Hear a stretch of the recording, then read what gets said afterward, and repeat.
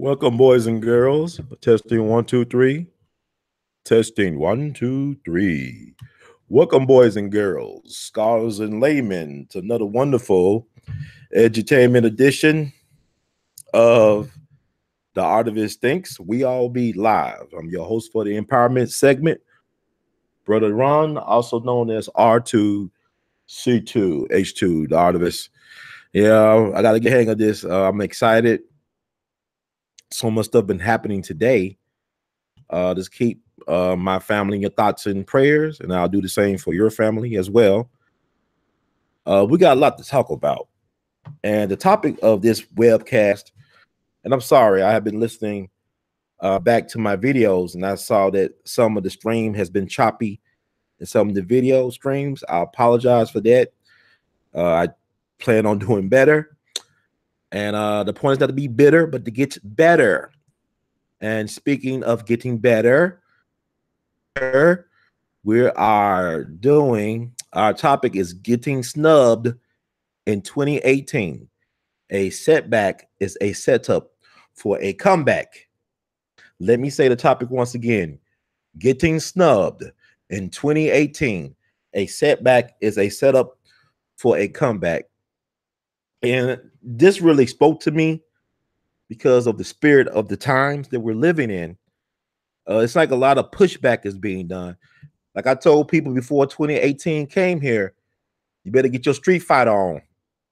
I'm not saying go out there and pick fights with people. I'm saying you better have a brawler mentality when it comes to 2018, because you're going to have to fight for what you want. You're going to have to fight for what you believe in. You're going to have to fight to stay alive. Stay alive. Like that, right? BGs. Okay, well, you're going to have to do these things because the universe ain't playing with us, man. It's a lot of pushback, and this is just karma. That's how it works. Whatever you put out there, you get back many folds over, So I want to talk about that, some examples. Friends, share this with your network.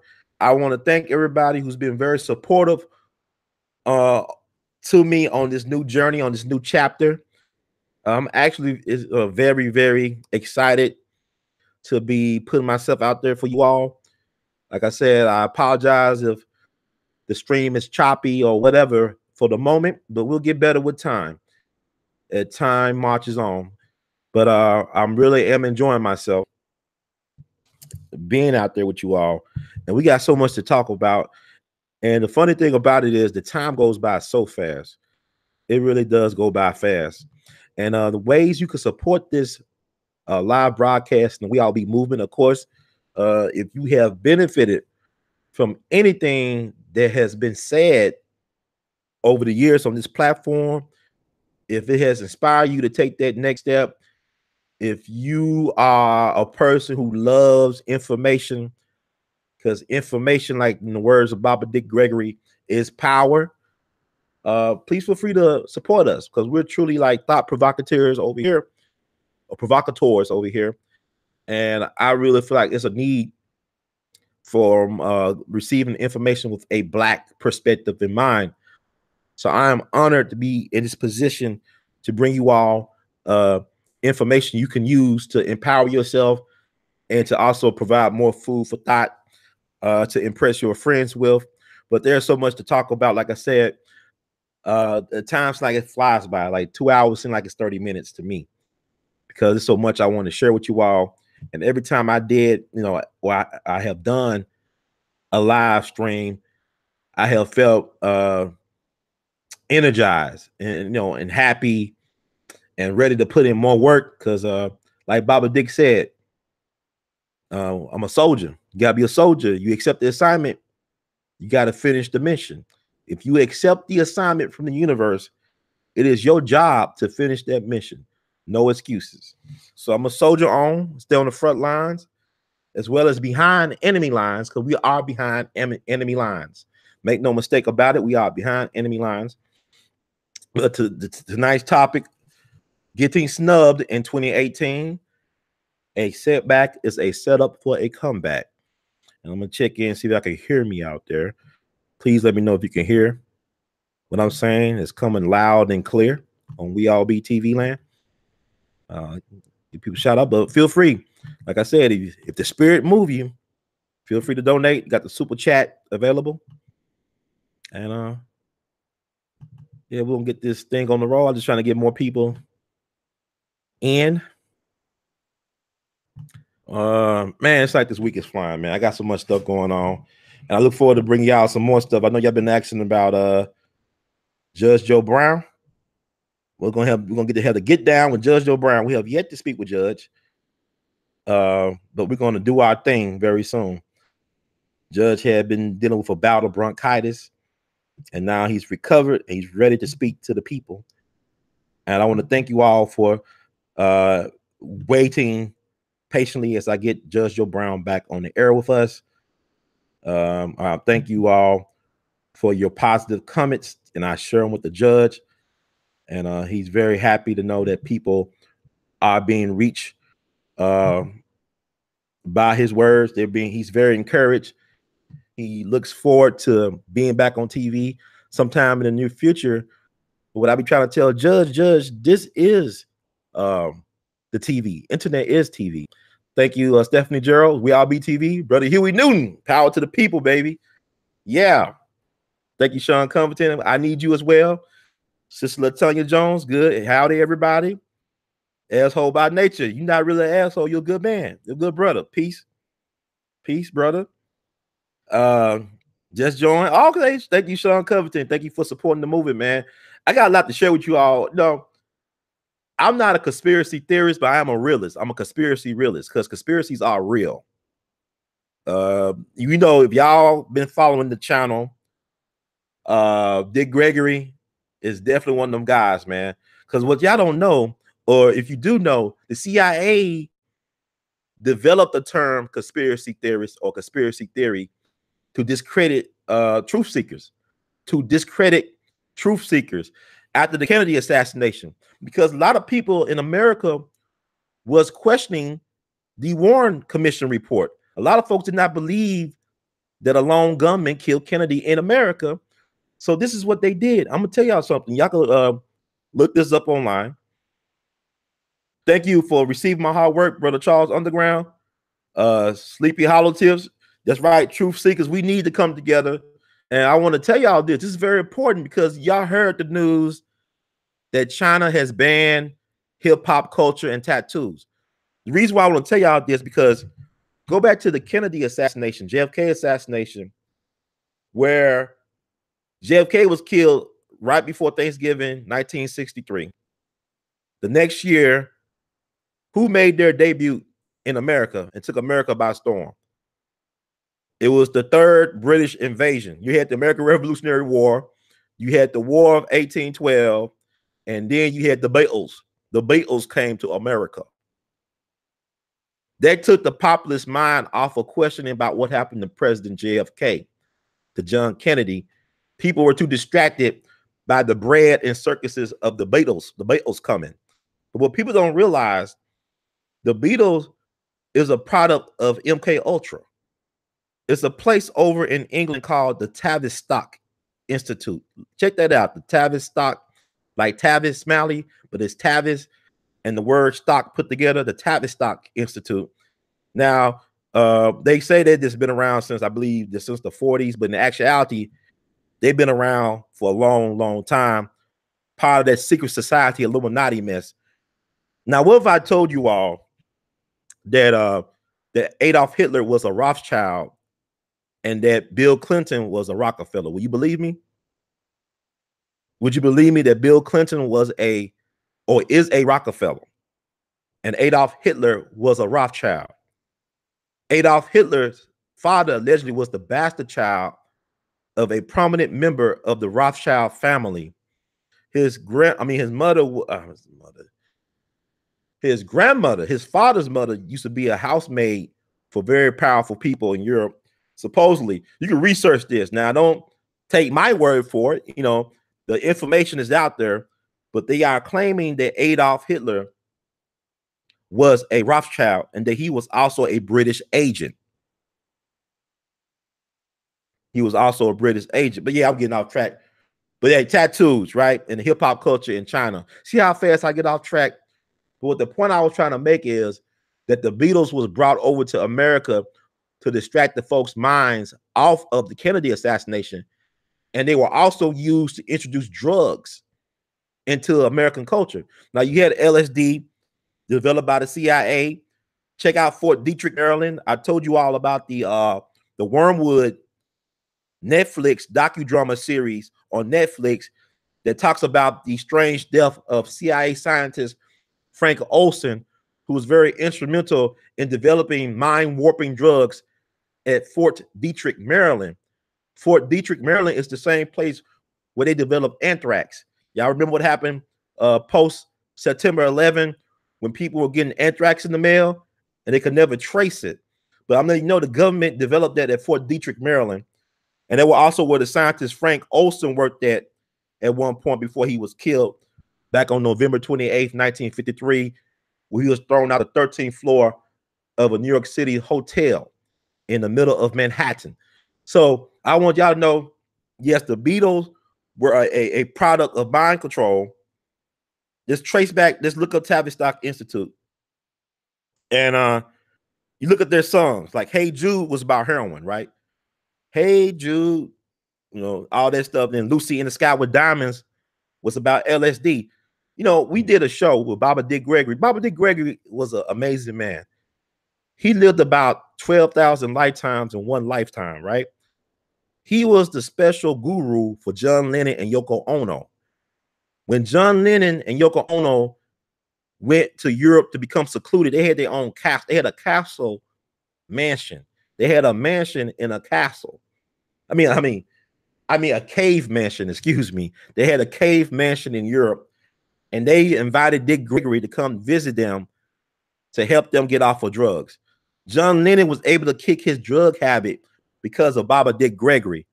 And not only that, Baba Dick Gregory helped inspire and co-wrote the song Imagine with John Lennon.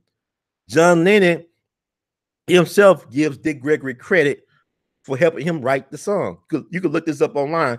John Lennon credited Dick Gregory with being an inspiration in helping him write his big hit Imagine. Yeah, the back of the CIA is so much dirt, man. We shouldn't be paying taxes right now.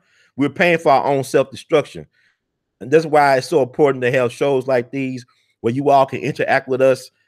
And we got to remember this, what the CIA did back in the 80s. Iran-Contra, Ollie North, George Bush, Reagan. We got to remember those things. But what I'm trying to tell y'all is that China has good reason to ban the hip-hop culture based on history. Like I just told you how the Beatles were used to infiltrate American pop culture to promote drug usage among young people.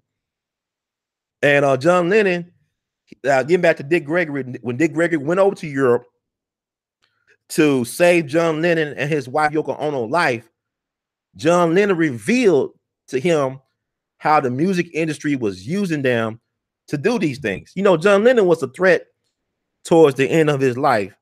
He became a very prominent anti-war, pro-peace activist. And the way he died, allegedly, Mark David Chapman killed John Lennon. But the strange thing about the way John Lennon died, Mark David Chapman shot him, allegedly, and could have got away, but he decided to sit down, wait for the police to come arrest him as he was reading J.D. Salinger's Catcher in the Rye.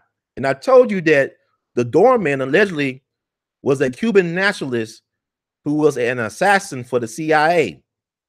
That was the alleged doorman at the Dakota where John Lennon lived, right outside. So it's like these people have their fingerprints everywhere. Lennon should have shared the publishing rights of Imagine with Dick Gregory. You know, and Dick, I agree with you. I mean, that was a big seller, but Dick is, what's amazing about Dick Gregory, man, is like, okay, if I went to Hollywood to pitch a movie about a dude, I mean, Dick Gregory is Forrest Gump with brains, man. He's Forrest Gump with self-awareness. He understands his purpose. I mean, he actually ran across the country like Forrest Gump, right? He did meet presidents, save people. I mean, he saved Marion Barry's life. When Marion Barry was set up by the government, we said that bitch set me up. The government was trying to kill Marion Barry that night. He never used drugs like that before. I know people don't want to believe that, but Marion Barry was into pussy, right? He was really into women. And my understanding, this woman had a way about her that she was like a femme fatale for a lot of men. You know what I'm saying? She had this special way about her. So he went to the hotel to be with her, and she gave him something to try, and she admitted that she set him up. She admitted there was a setup, but they thought he was going to die that night. But because he fell backwards from the full impact of the drug, he was able to live. And in his autobiography, he talks about how Dick Gregory saved his life. That Dick Gregory had him lie down in a bell tub full of ice, I believe, and some other liquids and other stuff, and it detoxified him. He went into an immediate detox, and Baba Gregory saved his life. And he talks about that debt he owes to Dick Gregory. But there's so many things that Dick has done that he never got credit for. He don't care. I mean, Dick was amazing. And one thing, like I said with him, he was a soldier. He told me, Ron, we are soldiers. If you can't accept the assignment, get your ass out the fucking army. He told me that on a couple of occasions. Like, if you can't accept the assignment, get out the goddamn army. This is universal God work we're doing here. And Dick did so much for the people, able to write his books, but Dick was prepared for the afterlife. Not like what we consider the afterlife. Like, a lot of us won't go to heaven and all God's children got shoes. Dick prepared for the afterlife by not ever turning down an interview from anybody. So now you go online, Dick Gregory's everywhere. That the way he lived his life, man, it's amazing. I could turn on TV or go to the movies or go to some event, and somehow Dick Gregory name or Dick Gregory makes an appearance in somebody's movie or some crazy stuff. He is so omnipresent. To immortality was to share what he knew with the people. He knew he wasn't here to conform to this wicked, evil, insane society. Like he told us so many times, the universal God sent us all to try to save and change the planet for the best. But Mother Nature always held the last say. You know, we still ain't really dealing with the issue of Fukushima and all this other stuff that's going on. It's so much stuff that's happening right now. But yeah, he was amazing. I agree. 100%. Yes, salute to Baba Gregory. Yes, Brother Rion. Black folks love Marion Barry. There's some white folks that love Marion Barry. And the reason why we talked about this, I believe, on the show, Marion Barry made a lot of folks wealthy. He gave people coming home from prison a second chance. He made sure that kids who want, or children who wanted jobs in the summer had a job, no matter what their socioeconomic background were. Many people were able to go to college, to be the first ones in their family to go to college and graduate because of some of the initiatives Marion Barry did, just with the make sure kids, work during the summer. Making sure that the government got minority contractors. The same thing what Maynard Jackson did in Atlanta. That's the blueprint.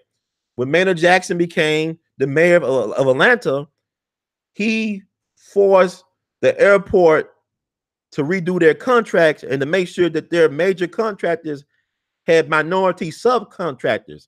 By him doing that, he created a base that owed him some favors. And that's how you stay in power. Marion Barry knew that in order to have power, you got to be organized. You got to have backup. Black folks, when you got money and influence and affluence, it's not good to be by ourselves. You need backup. Everybody who gets ahead in this system, they understand the power of organizing among your people. They understand the power of that. They understand the power of that. And yet we want to be the one and only a lot of times and feel special.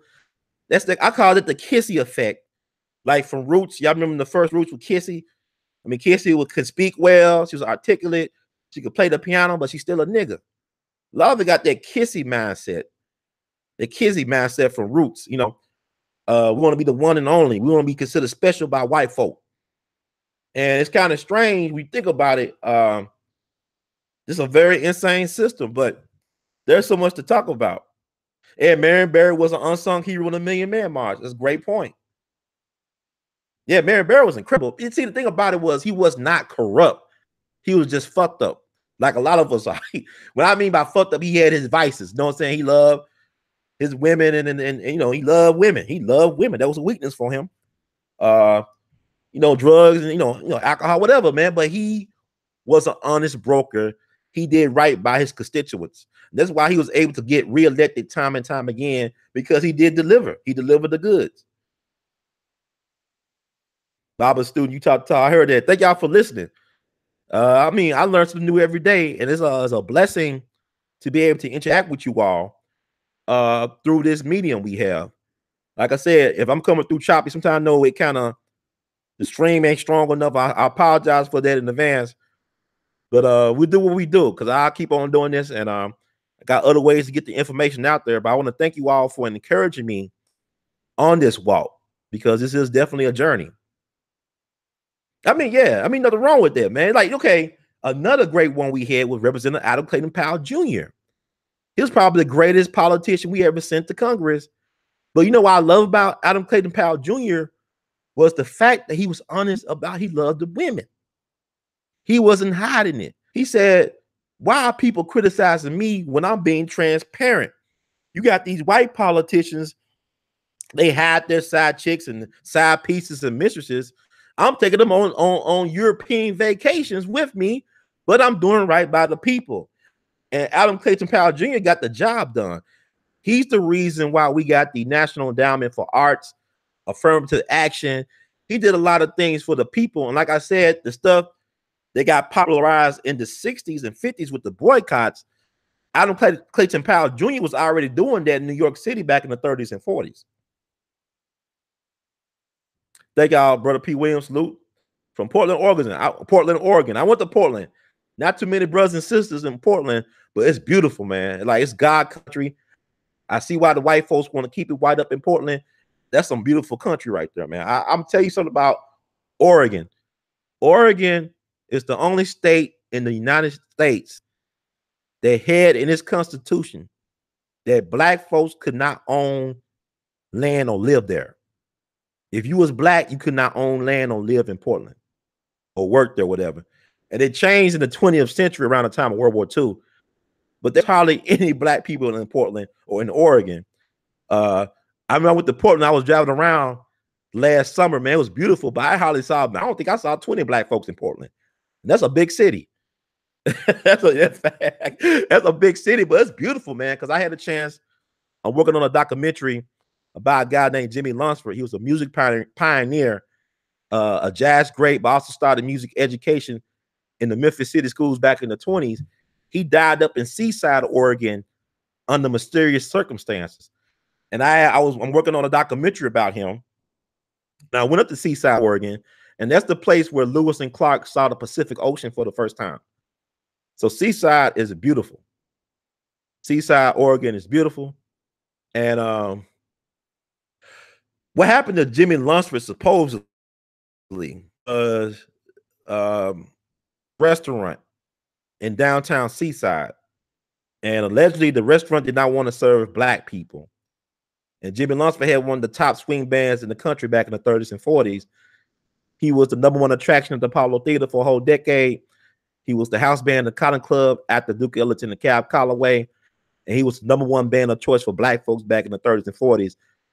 And some of these dances would be up to 20, 30, 40,000 dancers at these dances. And he was the most popular black dance band in America back in his time. But on July 12th, 1947, he had issues with a restaurant that act like they did not want to serve African Americans. And he made a fuss about it because I think the band wanted hamburgers and the waitress would not give them hamburgers. And then they talked to the manager, and the manager said, we don't have hamburgers, but we do have roast beef sandwiches. I don't know if y'all saw that recent Cat Williams special on Netflix about Arby's and roast beef sandwiches. They didn't have the meats back then. They didn't have the meats because Arby's was not invented until 1964 up in Ohio, where Cat Williams from. But he made the joke about black folks and roast beef sandwiches. But anyway, they ate the roast beef sandwiches. I believe that the meat was spoiled. So he was signing autographs at a record shop right before his gig at this concert hall, which was right next to the record shop. He dropped dead while he was signing autographs. And he was just 45 years young. And what was crazy about it is that his band did not know he was dead. They did not find out that Jimmy Lunsford was dead until halfway through their concert. And I actually had a chance to talk to a white lady who's a historian of Seaside, Oregon. She was there that night when Jimmy Lunsford died. And like I said, she compiled the the documentary, excuse me. And we're still raising money to do that because we started the Jimmy Lunsford Jamboree Festival last year. It's a week-long celebration to honor this man's legacy because he's a true pioneer. He started something in Memphis that made Memphis a renowned place for music excellence. He started music education back in the 20s at Manassas High School. And Manassas High School, he was the first high school band director in the city of Memphis. But Manassas has a wonderful legacy of producing phenomenal musicians like Isaac Hayes. He went to Manassas High School. Some of the top jazz musicians of the 20th century went to Manassas High School.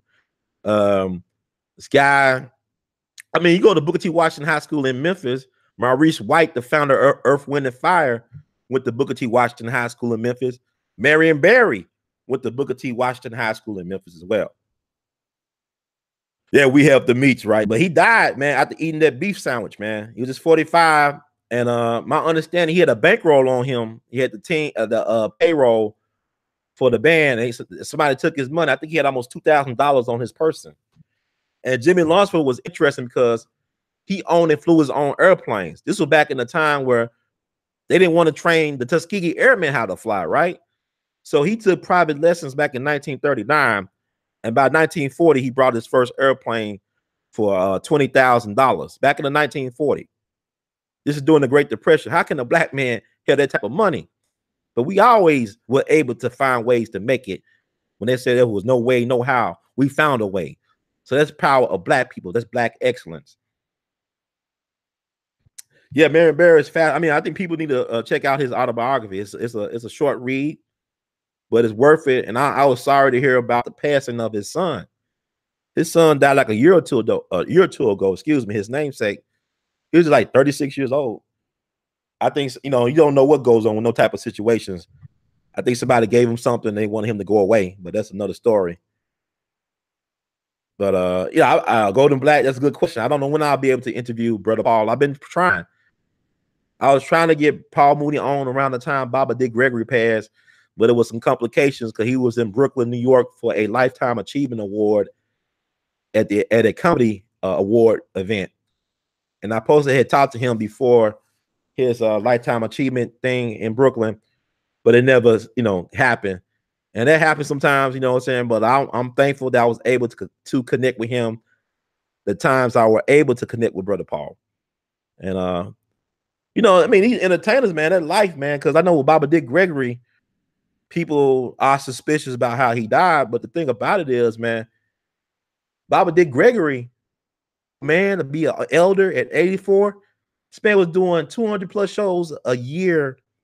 Sometimes I will meet him at places. He's just getting off the airplane and they rushing him to the place.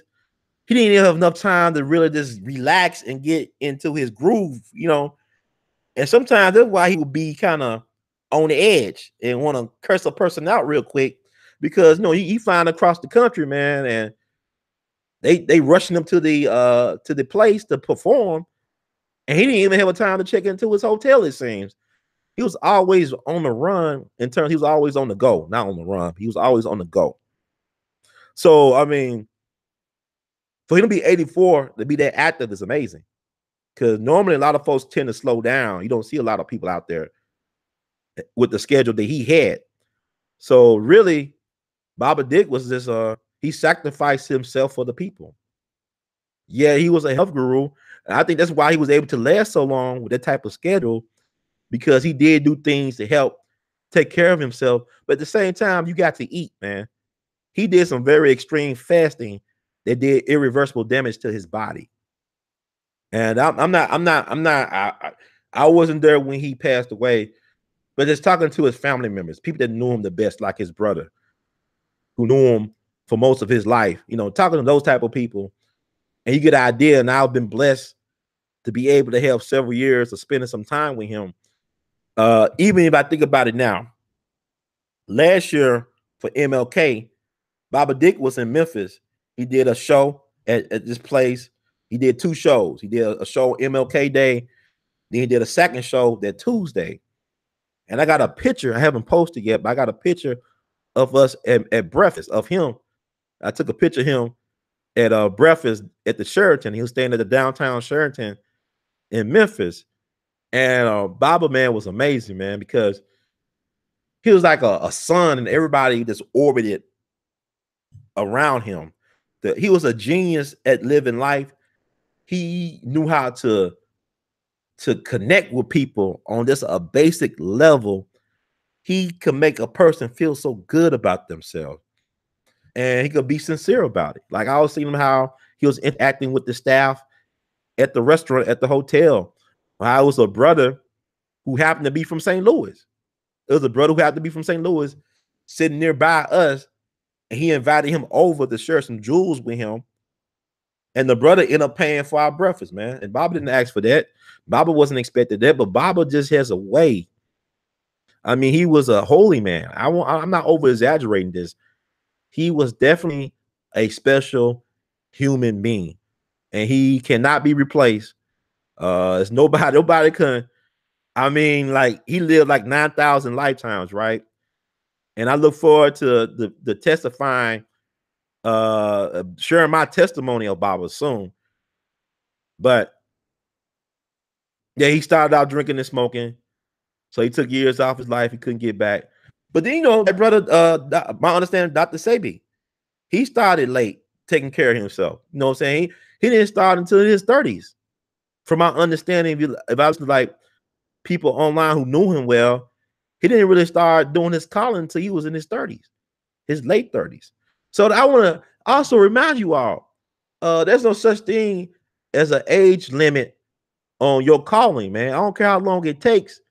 Keep on trying to find out who you are and what you are here for. If you think about Ray Kroc, that movie, The Founder, that's a good movie to look at. We're going to talk about the Oscars too. The Founder, about the story of Ray Kroc. He was not the actual founder of McDonald's. It was the McDonald brothers, but he took it to the next level.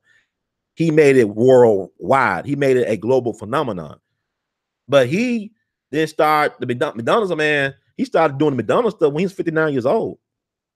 So he had a lot of jobs like selling milkshake machines and stuff, and did a lot of things until that point. Colonel Sanders did not start Kentucky Fried Chicken as we know it today until he was like 64 or 65 years old. I think he used his $100 Social Security check, his $100 Social Security check, to help start and finance his Kentucky Fried Chicken thing. And you know that Dave Thomas, the founder of Wendy's, was the protege of Colonel Sanders.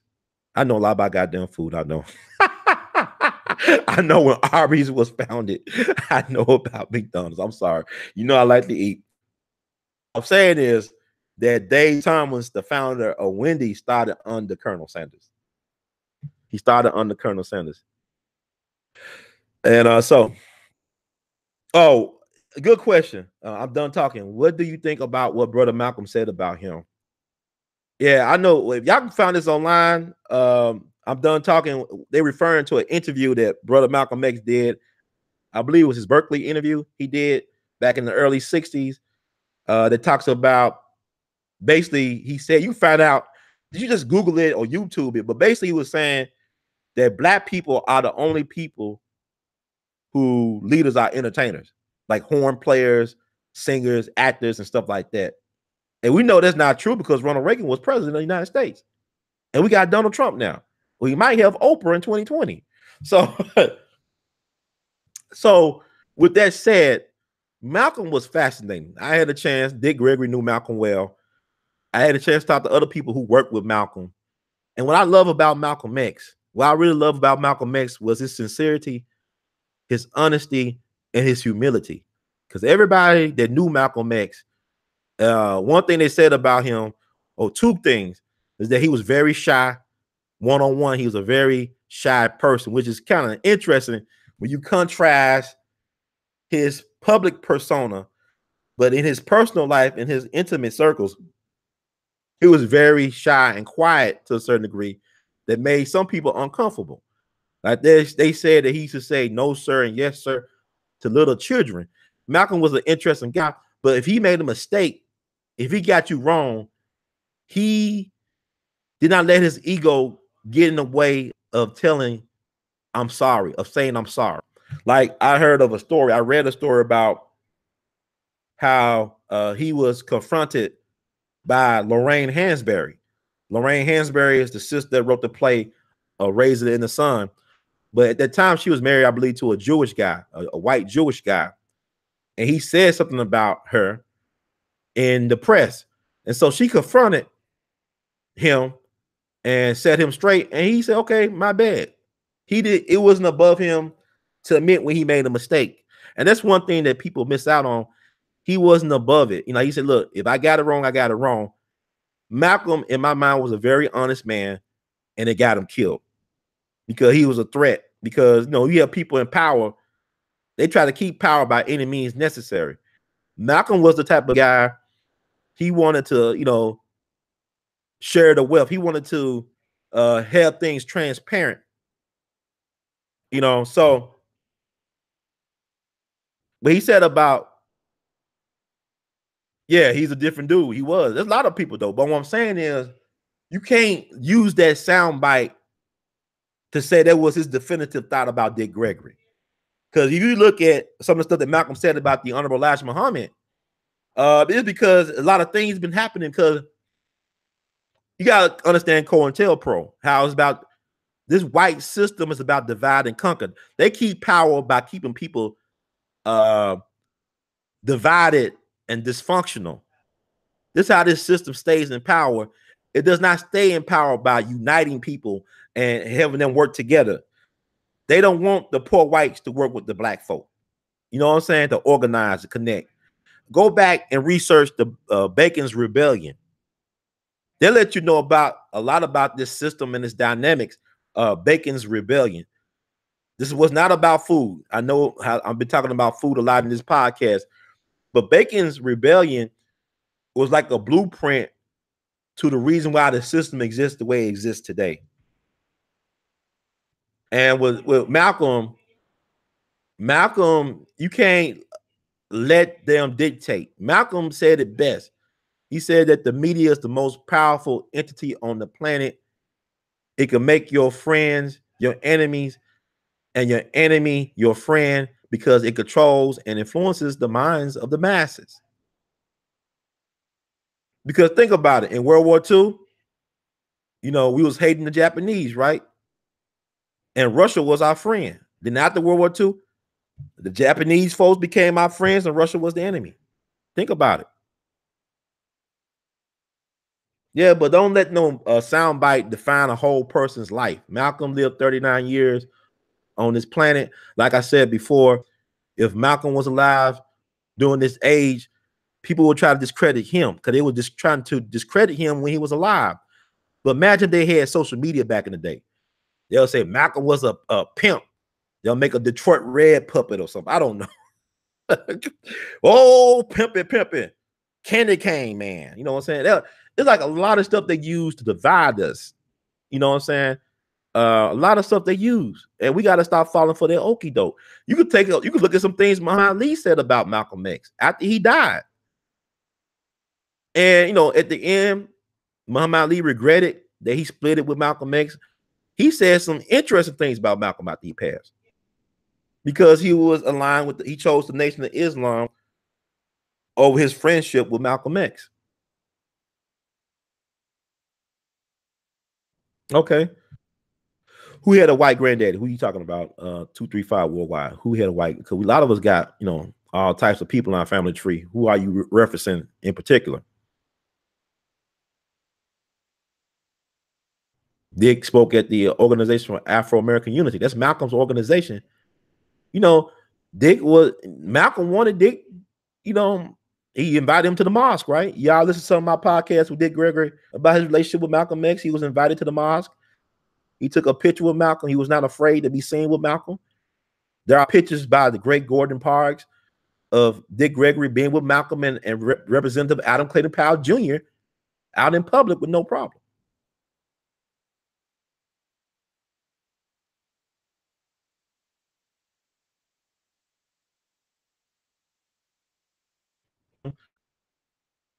Two, three worldwide. He said that's what trolls would have said about Malcolm.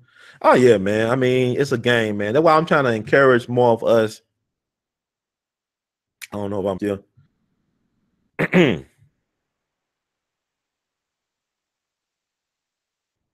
I'm trying to encourage more of us to stop worshiping people, like stop doing this idolatry, this cult thing that we like to do. That's a human thing, but your salvation lies with you and nobody else. You are responsible for your own life. Take that seriously enough to do right by yourself. Don't invest a lot of energy and time with the people in terms of like, oh, this person's gonna be the one to lead us. No, there ain't gonna be no one. We are the ones. We are the ones. I'm trying to tell you, we are the ones we've been waiting on. We are the Martin and Malcolms and Makers. We are our ancestors. We are the Fannie Lou Hamers. We are the Ella Bakers. We are our ancestors. We are the ones. We are the world. So I mean, don't wait for nobody to lead you by your hand.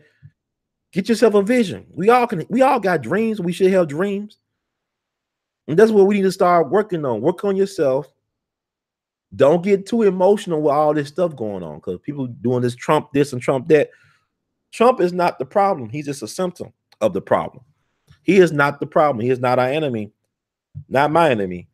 You know, you got to think about it. Even the Nation of Islam, they wouldn't invite George Lincoln Rockwell, the leader of the American Nazi Party. George Lincoln Rockwell would be invited to Savior Days, and Elijah Muhammad would let George Lincoln Rockwell address the NOI. Yeah, learn from everybody and follow no one but your own. See, learn from everybody, but develop your own moral code. You got to have your own individual moral compass. Don't let nobody dictate to you. Society should not be allowed to set your moral code. Society is amoral. It's society. But your moral code are choices that you make in order to, you know, outline what your character and your behavior. You got to have a code for you. That what keeps you alive and keeps you sane and keeps you productive in an insane time, in an insane system. So, yeah, but George Lincoln Rockwell, the founder of the American Nazi Party, used to speak at Nation of Islam events. You know, that's politics. You know, people say, well, that's crazy. Oh, no, you got to deal. See, the way it's set up, regardless if we want to separate or not, how you going to do that? Because the way the system is, you got to deal with them directly. They don't have to deal with us, but we got to deal with them. That's how it's set up. You can't get away from it. But Trump is not really the issue. What happening with Trump, to be honest with you, Trump has, you know, in his own way, he's the guy that's exposing everything. Not him personally, but if you read some of his tweets, it ain't like they crazy. They make a lot of sense. They make a lot of sense. Some of these tweets, I mean, don't let the media say, well, Trump got a mental. Oh, anybody who wants to be president is fucking crazy. Period. Anybody say, I want to be president on our stage. If you running for president, if you want to be president, you got to be mentally off. That comes with the territory. Nobody's saying want to be no damn president. Y'all keep on saying, why so-and-so won't be president? Why they don't want to be president? Because they got sense. That's a crazy job. Why do you think their health care is so good? Them presidents be living long, dribbling on themselves.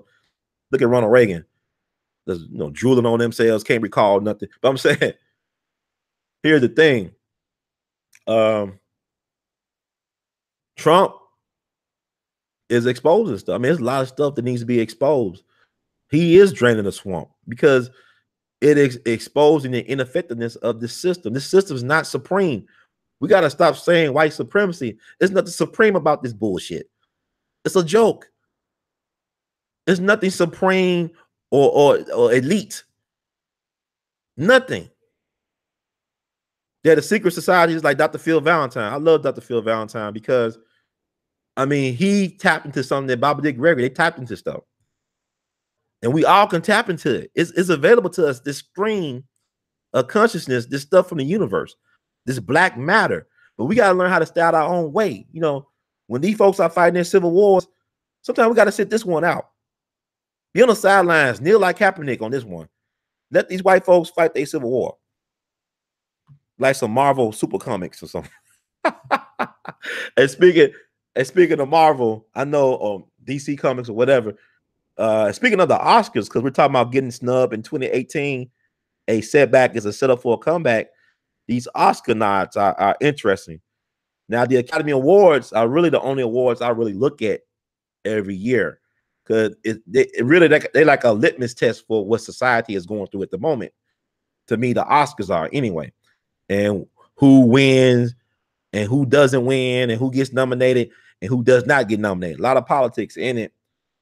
And I know a lot of people were upset that one of the highest grossing movies, if not the highest grossing movie, I'm not sure, of 2017 did not get any type of nods. That will be Wonder Woman. I know people are excited about Black Panther coming out in February, but Wonder Woman broke some serious box office records. And, you know, it was like, you know, I've seen Wonder Woman. I know Judge Joe Brown had his issues with Wonder Woman, but it was well made. I was surprised because it's like DC Comics or DC Universe has a hard time producing high level movies. How in the hell can you mess up a Batman Superman movie? I don't know. But it took Ben Affleck 3 movies for me to be convinced that he was a great pick for Batman. And that was the recent one that came out this fall. So Ben Affleck is a great pick. This guy get better storylines and stuff. They got the damn money, but people were upset that that A.L.L Gadot did not get nominated for anything, or the movie did not get nominated for anything. And the academies are pretty biased towards certain things, like I guess fantasy and superhero drama, superhero movies. I know Lord of the Rings won a lot, I think, one year, and that was unusual, you know. But sometimes the highest grossing movies do not get the prestigious awards. It's a bias, it's bullshit, but it is what it is. And sometimes you get these movies with limited releases or runs.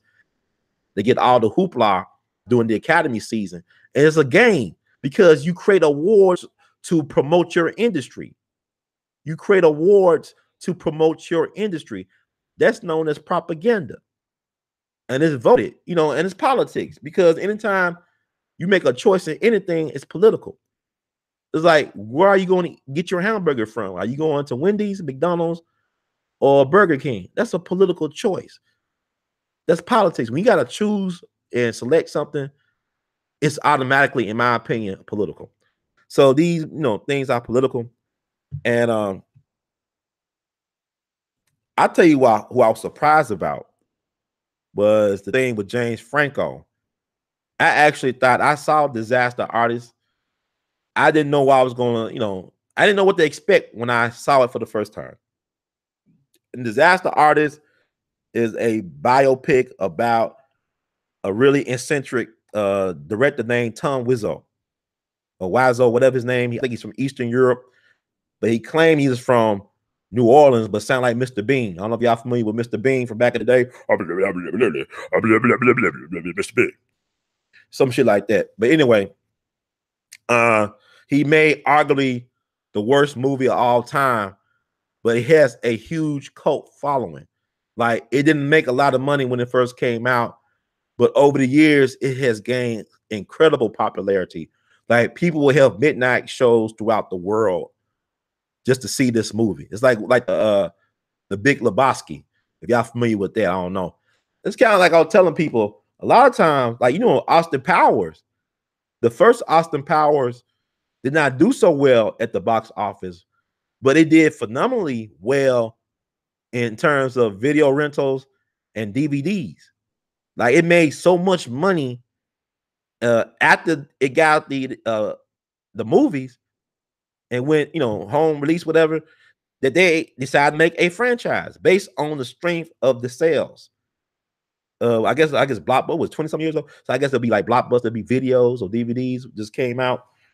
But anyway, and so this movie has gained a cult following, has a cult status, and is, you know, loyal fans. So I guess James Franco actually starred in the film as Tom Wiseau or Wiseau, whatever the name is, and he, you know, he directed the film.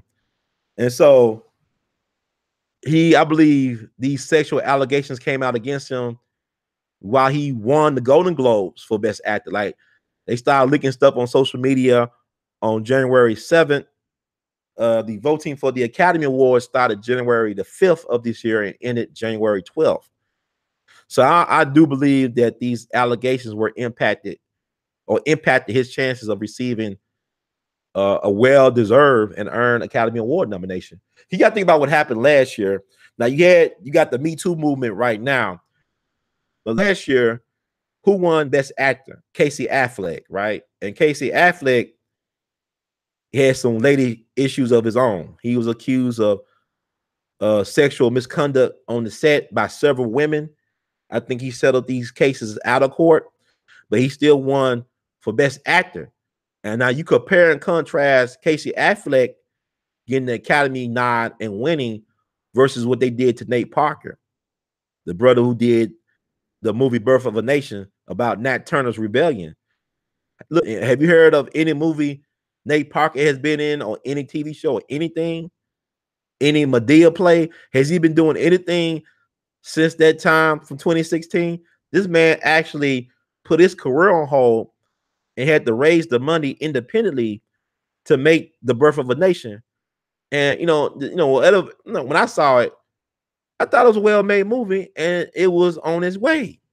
But the problem was that the stuff came up about him allegedly, him and his friend who was the co-writer of the script, allegedly date raped this white, this emotionally disturbed woman or lady. And the thing about it was he was found not guilty by a jury of her peers. White folks found him not guilty in the court of law, but unfortunately, there was a social media campaign against him. And the problem with him was that he wasn't too apologetic. He didn't seem too sincere about being he refused to apologize, from my understanding at first. And what hurt him also was that he was married to a white woman, and that, you know, that really turned some elements of Black Twitter and the Black social media against him. Yep, The Shape of Water is promoting bestiality. And the movie Shape of Water, what's fascinating about it to me is that for the most part, everybody had strong acting roles in that movie. The lead, Octavia Spencer, she's like the anti-Monique. I don't know. I don't know. She made a deal or something, Octavia Spencer, because she stayed getting nominated, but she stayed playing the help. She stayed playing the help, but she stayed getting nominated and she stayed getting paychecks. So I think she made that deal. I don't know, but that's another topic. But everybody has strong acting roles or strong character leads or character roles in The Shape of Water, but except for a Black man. Octavia Spencer's husband was disturbing. In that role, that guy was so emasculated, so like he was a male. I couldn't call him a man. He was a male. He mumbling, lacked confidence. He allowed this white man to violate his home and to violate his woman. And he didn't say he said a mumbling word, but I said, damn, this is the only like real like Black male character in the whole movie. They made him a weak ass dude. And everybody else had strong, even Michael Shannon, the villain. I mean, Michael Shannon can play them goddamn heavies, man. I respect Michael Shannon. He has a gift for playing in that dark side. But I mean, everybody had decent, roles, except for this Black dude. And there really was no other Black male prominent except that scene where Michael Shannon character came to the house and confronted Octavia Spencer's character. Yeah, but the infemination of Black men in Hollywood is in full effect. You can't protect your manhood. You can't stand up for yourself. And they tickle your balls without your permission I don't know. If they tickle your balls twice, you gotta, what the hell going on? But anyway, yeah, I enjoyed The Shape of Water. It was a well-made movie. But once you start like getting that third eye on, once you start having those magic glasses on, you start seeing stuff that a lot of folks either don't see, or they don't want to see, or they just don't care. And so you start thinking about stuff. Yeah, the movie Get Out was nominated. You know, I think Jordan Peele got the best director nod, and the lead actor got, you know, the best. He got was like lead actor nomination. And I know people made a big deal about him not being African American. You know, he's not from here, and like that Issa Rae stuff. And it's like, kind of like a voyeurism, because like the black experience is unique. You know, Barack Obama, he was not really connected to us in a way. I mean, he didn't have no black American experience, like the descendants of prisoners of war, like that black American experience from coming from the South, the Great Migration. He don't come from that, and he was raised brown. He had a very unusual childhood, a very unusual early life experience. Like, you know, you live in Hawaii with these white folks from Kansas. Next thing you know, you live in Indonesia. Your stepfather Indonesian. And I really do believe, like Judge Joe Brown talks about, how Barack Obama is probably the wealthiest person to ever inhabit the White House. But because we don't know how to do our research, you know, they feed us all type of googly mook about things. And I know I'm getting off track, but think about Bill Clinton. So I read and researched some things, and people say that Bill Clinton is a Rockefeller. And people will think that's a stretch if you don't do your research. But if you understand that there was a Rockefeller who was governor of Arkansas at one point. Winthrop Rockefeller was the governor of Arkansas. Bill Clinton became a future governor of Arkansas. You know, that's a picture of Bill Clinton meeting with JFK, I believe, in the Rose Garden in the White House. You kind of like, well, how he was able to get in there at 13, and how they know to use his picture. Like, he got this picture of him shaking Kennedy's hand, and it came in handy decades later when he ran for president. Also, he was a Rhodes Scholar. You know, Bill Clinton's a highly intelligent human being, but you know, they make you sound. It made Bill Clinton sound like he grew up as poor white trash, which is not true. He was not poor white trash. He did not grow up poor in Arkansas. That's that lie they want to run. They say his mama was a nurse. I think she was the head nurse, if you know what I'm saying. But I don't think it's a hard of a stretch to believe that he's the bastard child of a Rockefeller, if there was a Rockefeller who was governor of Arkansas at one point. I did not hear about what Pinky said about Spike Lee. I know he got a beef with Spike Lee for a long, long time. What did he say about Spike Lee, Sleepy Hollow Tips? Yeah, indoctrination is real, man.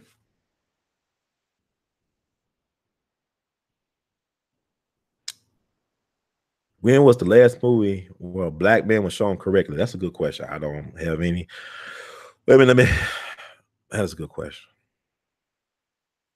Man, the fact that I gotta think about it, they let you know.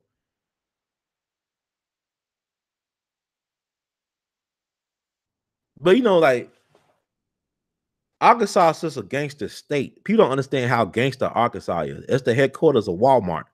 So you know it's a gangster state just by that alone. But what people don't understand is that Hot Springs, Arkansas used to be the retreat for some of the top gangsters in America. I'm talking about people like Al Capone and Meyer Lansky. These type of people come to Hot Springs, Arkansas.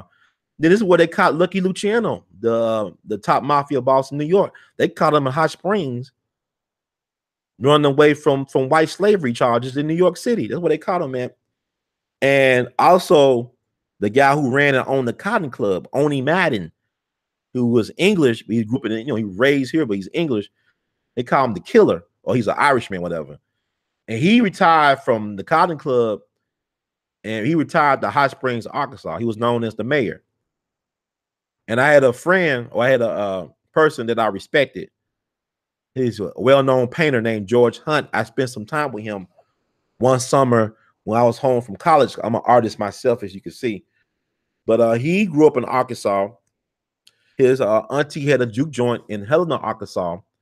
was the great Sonny Boy Williamson used to live above the club. And he talked about one time in shoes as a little kid in front of a building, and this short white man approached him and confronted him about, shining shoes in front of his building. And he went off on the white man. And the white man started laughing. He said, nobody touched his kid. And he said he didn't know at the time, but that was only Madden he was going off on about signing shoes. Who nickname is the killer, and he was a killer.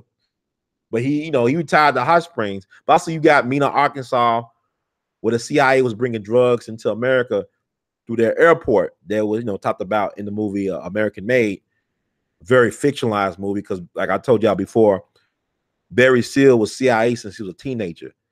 So he was running stuff to the Cubans when he was before he was 20 years old, and he was involved in the Kennedy assassination. Look up Operation 40. But yeah, getting off. But yeah, okay. So I guess the Oscars was saying, see how I go all the way out there and I come back, that if Casey Affleck won under a cloud, then they could not allow James Franco to win the Oscar this year. So they basically Nate Parker James Franco, because Nate Parker would have probably got nominated for an Oscar for actor and best director, because he was the lead as well as the director of Birth of a Nation. That was going to be his Braveheart. You know how Mel Gibson did Braveheart? He directed it and starred. Or that could have been his Dances with Wolves, Kevin Costner. So he was setting himself up, and they said, hell no. Fuck you, Nate Parker. And so you don't hear nothing about Nate Parker no more. Thank you. I will. Thank you. Thank you for the encouragement, Dallas McCall. I will try. Y'all give me hope, though. I really enjoy interacting with y'all. And like I said, as the show grows, I'm going to put in a call-in line. I'm very interested in hearing some of these voices connected to some of these comments. And black people, yes, thank you. Our people, I got to say we. I don't want to use like these niggas or this. We all in this, man. We are fucked. But I don't want to say like, I'm not saying it like that. But they use black women to destroy Nate Parker.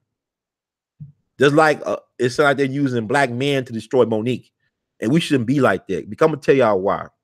I'm going to tell y'all why. Because when we are together, this is when we are the strongest, man. The Montgomery bus boycott, right? Before then, they talk about Reese Taylor. See, it's funny. Reese Taylor been living almost 100 years. And all of a sudden, she dies 3 days before her birthday, her 98th birthday in December. Now everybody got to talk about Reese Taylor. Oprah talking about Reese Taylor. Is she taking care of Reese Taylor people?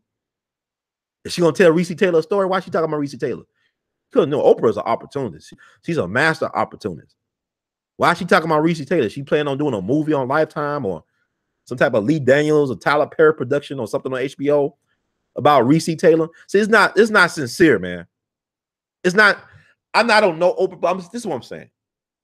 They use black pain for their gain.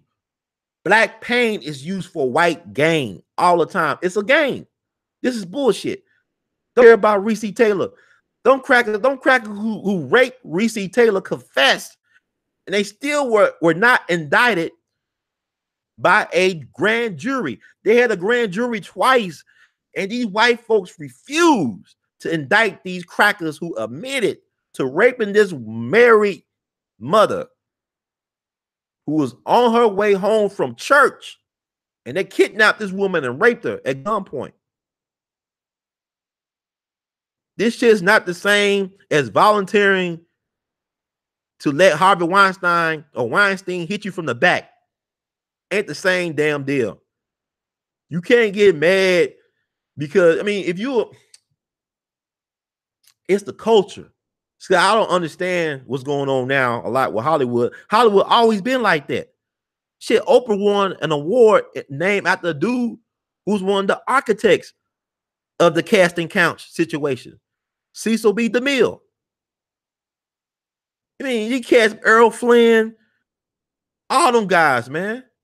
Sexual deviants, man. Look at Woody Allen. Now I'm I like Woody Allen movies. That man, he could tell a story. He's a brilliant storyteller.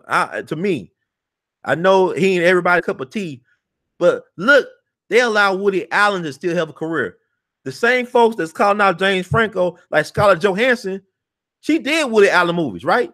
Everybody knew that Woody Allen slept with his stepdaughter. Basically, that was his adopted daughter. That was his daughter. Everybody knew about Woody Allen, but people are still fighting over themselves to be in his movies. You know, his movies don't make, I can't get on the phone. His movies do not make any money, but they still are being made. I watched one of his recent movies that came out this past December. They had Justin Timberlake starring it, along with Kate Winslet. So he's attracting top level talent to his projects because everybody want to be in a Woody Allen movie, including these so-called feminists. So this bullshit, man. This is bullshit. That's why I don't understand. Like, they changed the rules and shit. It's like the Ansari guy, Aziz Ansari. And I binge watched Master of None before all this bullshit went down. He's a genius, man. I mean, brilliant. Now I got some issues. Where are the Black American brothers in that whole thing? He represented everybody but Black American males. I mean, strong Black American males. But you know, it is what it is. But I thought it's a hell of a show he got. Brilliant. He's a brilliant comedian.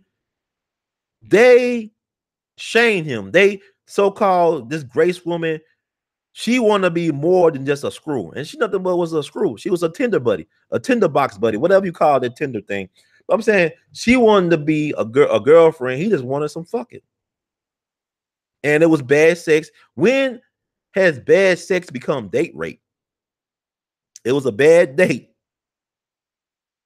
It was a bad date. I mean, you all had our days that you gonna shame the guy. He didn't rape you. He didn't force you to come to his house. He didn't force you to go out on a date with him where he probably paid for everything. I'm just saying, I'm not blaming the victim, but he's the real victim in the bullshit. Bad sex does not equate to rape. You know, just like with the Mike Tyson, man. Don't you think it's strange? We never heard from Miss Washington, that's her name, since that Mike Tyson thing. Nothing, we never heard from her since that thing. And I'm not trying to knock nobody, but it was strange back then because it's Mike Tyson, man. Who goes to somebody's hotel? I mean, I know it sounds stupid, but think about it, man. It's Mike Tyson. I heard stories about Mike Tyson, man. My aunt used to work at the airport at FedEx. Well, she told me some things that Mike came one time through the airport. You know, he got groupies everywhere, but it's another story. I'm not going to talk about all that. But what I'm saying is, whatever happened to her? Where are they now? Why nobody ever did? Where are they now on the lady who accused Mike Tyson of rape? They did one for Monica Lewinsky. We know what Monica Lewinsky doing. What about the lady that accused? We know about Anita Hill. I'm not defending Clarence Thomas. I'm just saying everybody who made accusations against men of power and influence, they did Where Are They Now stories. Oprah did a Where Are They Now stories with a lot of these people. Why have nobody did any Where Are They Now stories with the sister's name was Desiree Washington? Now, you know, people joke about it, but Mike Tyson performed oral sex on her, right? You know, he'll try to pleasure her, give her pleasure. I'm not saying it's right or wrong. I mean, I'm saying he's supposed to be two grown adults, right?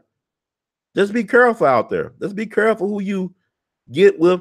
You know, it get to a point where you got to sign some papers, some consent papers or something with people to make sure you cover. My understanding, I believe somebody told me Nick Cannon got one of those for an app on your phone. You can use on your phone to sign some type of consent. If y'all about to have sex, you can make the person that you're going to have sex with, or you could ask them, will you sign this consent form or some shit. It's crazy. But this is the world we living in. I don't think Mike Tyson raped her. It's like, you know, Mike Tyson, I don't think he raped her. If he raped him, I don't know Mike Tyson. I don't think he did it because he never, it's something about, it's like the Scottsboro boys. That's why we got to be careful. We got to be allies in this stuff. We can't be hating each other like this, man. It's ridiculous. It's really programmed hate. It's not really real, man, but we made it real. The Montgomery bus boycott, right? I mean, people don't understand that Montgomery bus boycott was not just about riding on the front or the back of the bus. You had Black women being sexually assaulted and raped and all types of things by white police officers, white bus drivers, white taxi cab drivers down in Montgomery. This is the capital of Alabama. If you ever go down to Montgomery, Dr. King started at Dexter Avenue Baptist Church, right? And I always wondered, why wasn't that church ever firebombed? Now, you hear about the 16th Street Baptist Church in Birmingham and so many churches across the South, black churches getting burnt out. Why wasn't that church ever firebombed? You want to know the reason why it was never firebombed? Because it's right up the street from the state house. The state capitol is right up the street from Dexter Avenue Baptist Church. Them crackers could never justify not saving that church if something ever happened to that church, because it's right up the street, not that far. It's a couple blocks up the street from the state capitol. That's why. But what I'm saying is, when you had black men coming home from World War II and the Korean War, they was helping organize that bus boycott with the sisters. The sisters were protected by those black men. The black men would not allow any of those crackers to disrespect those sisters during that bus boycott. There was 381 straight days of black unity. That's what we need to study. We don't really understand how powerful that was. That really was probably the most powerful and most important event of the entire civil rights movement. But the sad thing about it is it happened so early in the game and we didn't learn the lesson. I'm going to tell you something else. They wanted to sell the bus company, and it was two black businessmen.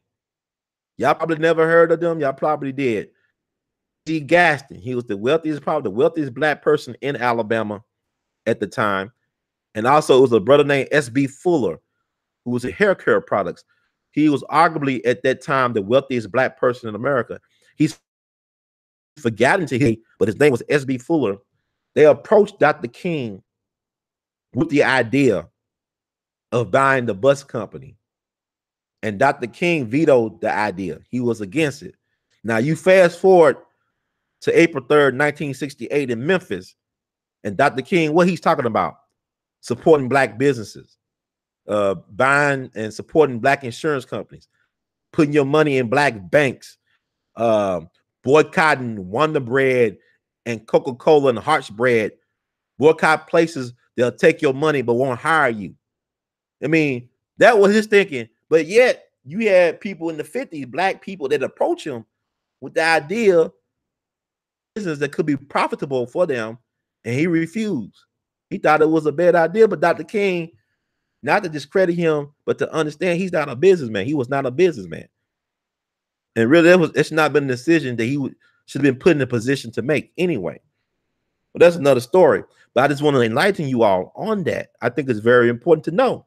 Just like during World War II, when they converted the auto assembly line plants up in Detroit into places where they was building weapons for the war effort, like war machines and vehicles for the war effort, you had black women being discriminated against by white women. You had white women that were going out their way to harass, to bully, to mess with black women on the job. You had at one auto plant, the white women were so horrible at bullying the black women, they forced the black women to eat their lunches in the restroom. These white women led the way for the black women to be kicked out the lunchrooms and forced to eat their lunches in the damn restroom. And then they were let go by the plant. But guess who came to their assistance? It was the black men that work at the plant. They told them, look, if you fire these sisters and let them go, we're going to boycott. We're going to stand in solidarity with our sisters. And guess what happened? Not only were these sisters rehired, but they were paid more. They were paid more money because black men stood in solidarity with the sisters. White women ain't your friend. The white women, the main ones, the reason why so many of us got lynched. A lot of black men got lynched protecting black women. It's so many cases, man, of this. I don't know. I'm glad. I know I'm getting crazy. I hope my streamline ain't breaking up too bad. Oh, man. Oh, Michael Aaron, you said something. Have you heard about the teacher here in Hoover, Alabama, just outside of Birmingham, telling students to turn off that nigger music, which was Dear Mama by Tupac? Yeah, Alabama's interesting. They're probably their greatest, you know, their white hero, Hank Williams Sr. He was trained by a black man named Rufus Payne, the king of country music, who's from Alabama. His master teacher was a black man named Rufus Payne. So I guess Hank Williams Sr. music is nigger music too. How do you force oral sex on somebody? I mean, it's just getting crazy, man. I don't know. That's a good question, actually. I thought people like oral sex. But anyway, I thought that was like some dessert or something.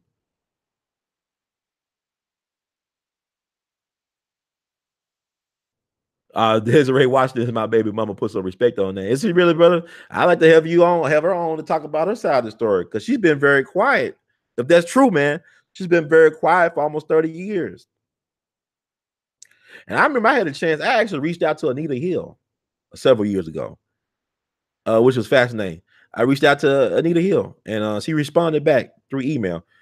And I have no problem with the sisters. I think I think she's dating a white man now, but it's a he say, she said thing.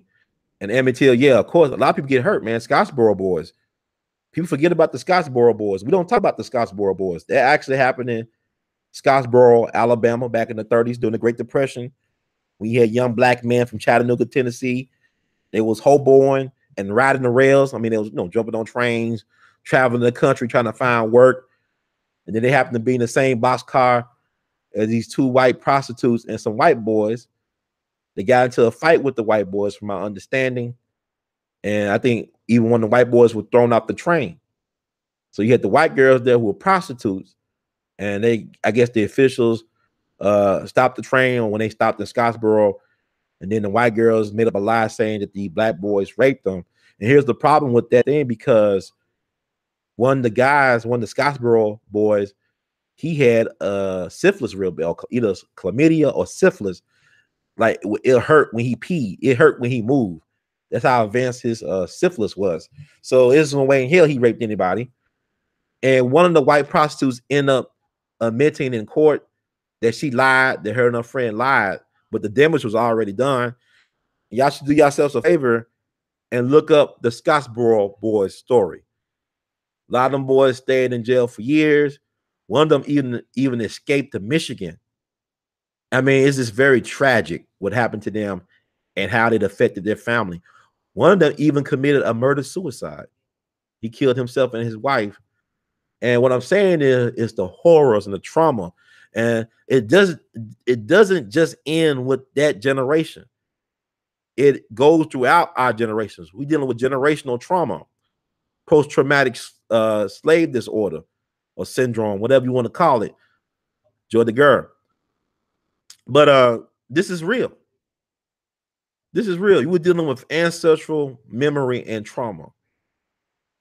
And so we should take that seriously, man. We have been through hell as a people in this country. And we got to understand that and be honest about that pain. See, I think some people make great points about Monique. What hurts about Monique is that she's more like us than a lot of folks that we love. People trying to identify with Meghan Markle. How the hell you got to identify with her? I mean, she live in a fairy tale land life, man. You can't identify. You got Monique is from working class Baltimore, man. She got the black narrative. Meghan Markle don't believe in our world, man. And yeah, you got sisters, they happy. Well, man, she where I want to be. This is what I'm gonna say about that. I think it's fascinating that her and Prince Harry are getting married on Malcolm X's birthday. The marriage is supposed to take place May 19th. That's Malcolm X's birthday. And that's very fascinating. But also, you look at like I said, if the one drop rule is real, then all of the European royal family are black people, or what some people call niggers. Because simply for the fact, King George III wife, the King of England during the time of the American Revolution, his wife was a mixed woman named Queen Charlotte. She's from the House of Mecklenburg in Germany.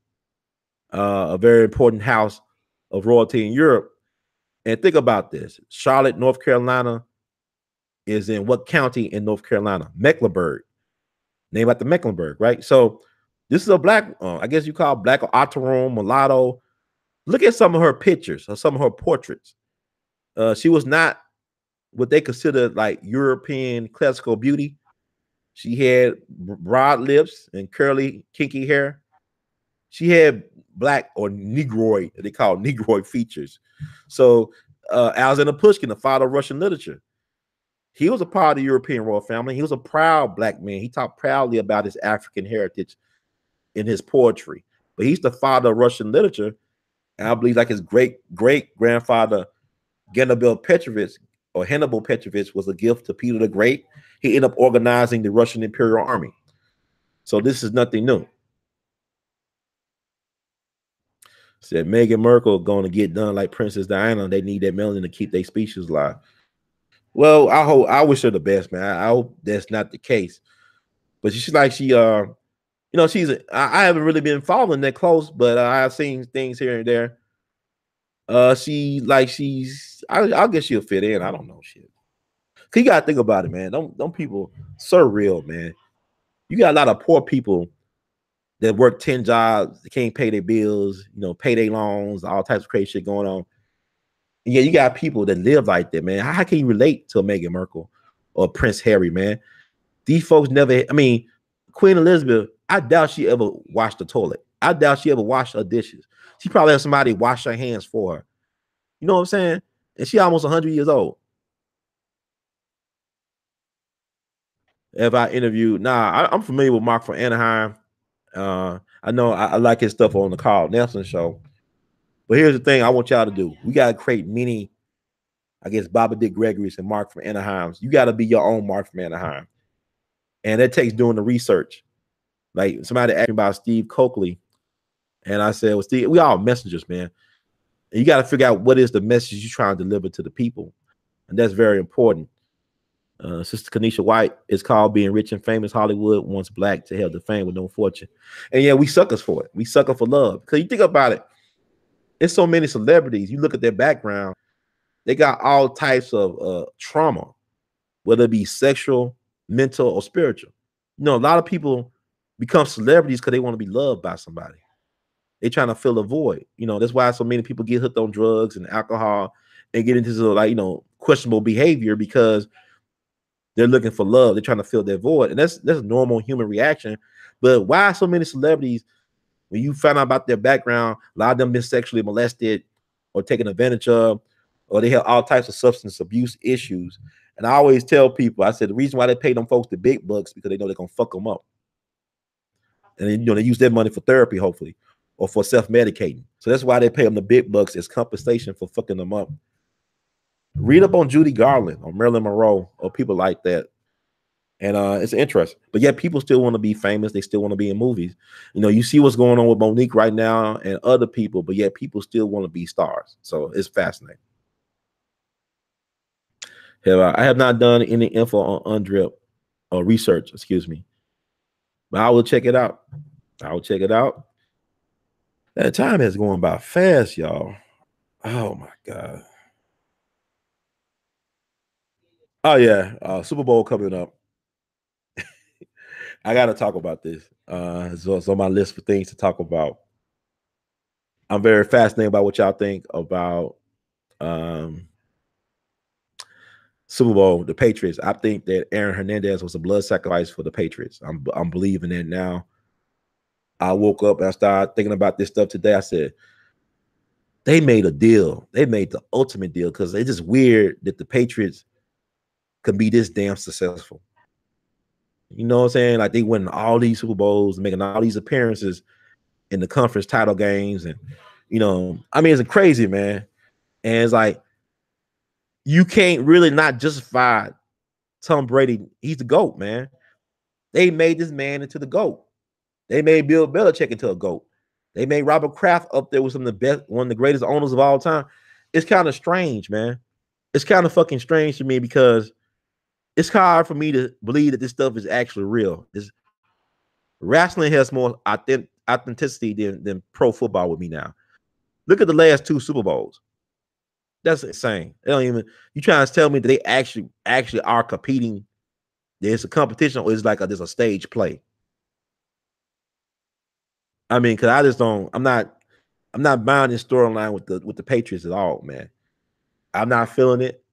So I'm very desensitized to football at this point. Before even Colin Kaepernick, man, it's kind of like this don't even look right, man.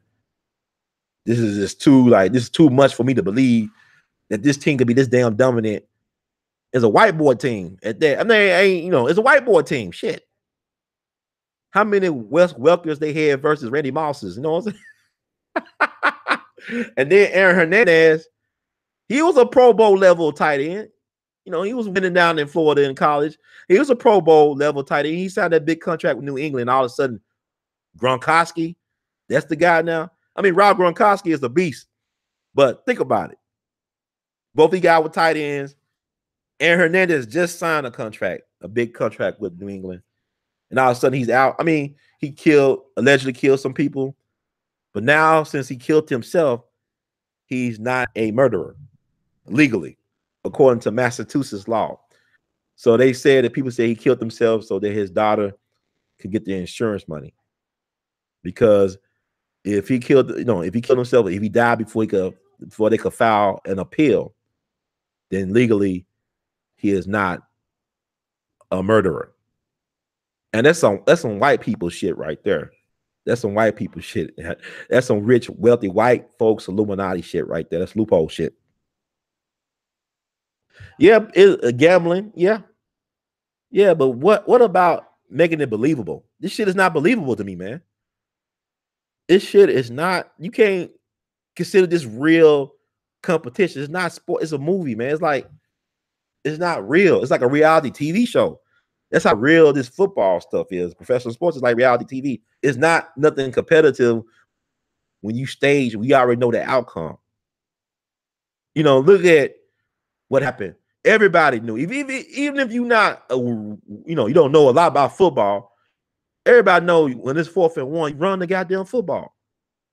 Or if it's, when you got 4 downs and you're on 1 yard line, why are you gonna throw the football? You run the football. You got 4 tries, and then you arguably have the best 4th down red zone running back at that time, beast mode, and you decide to throw the ball.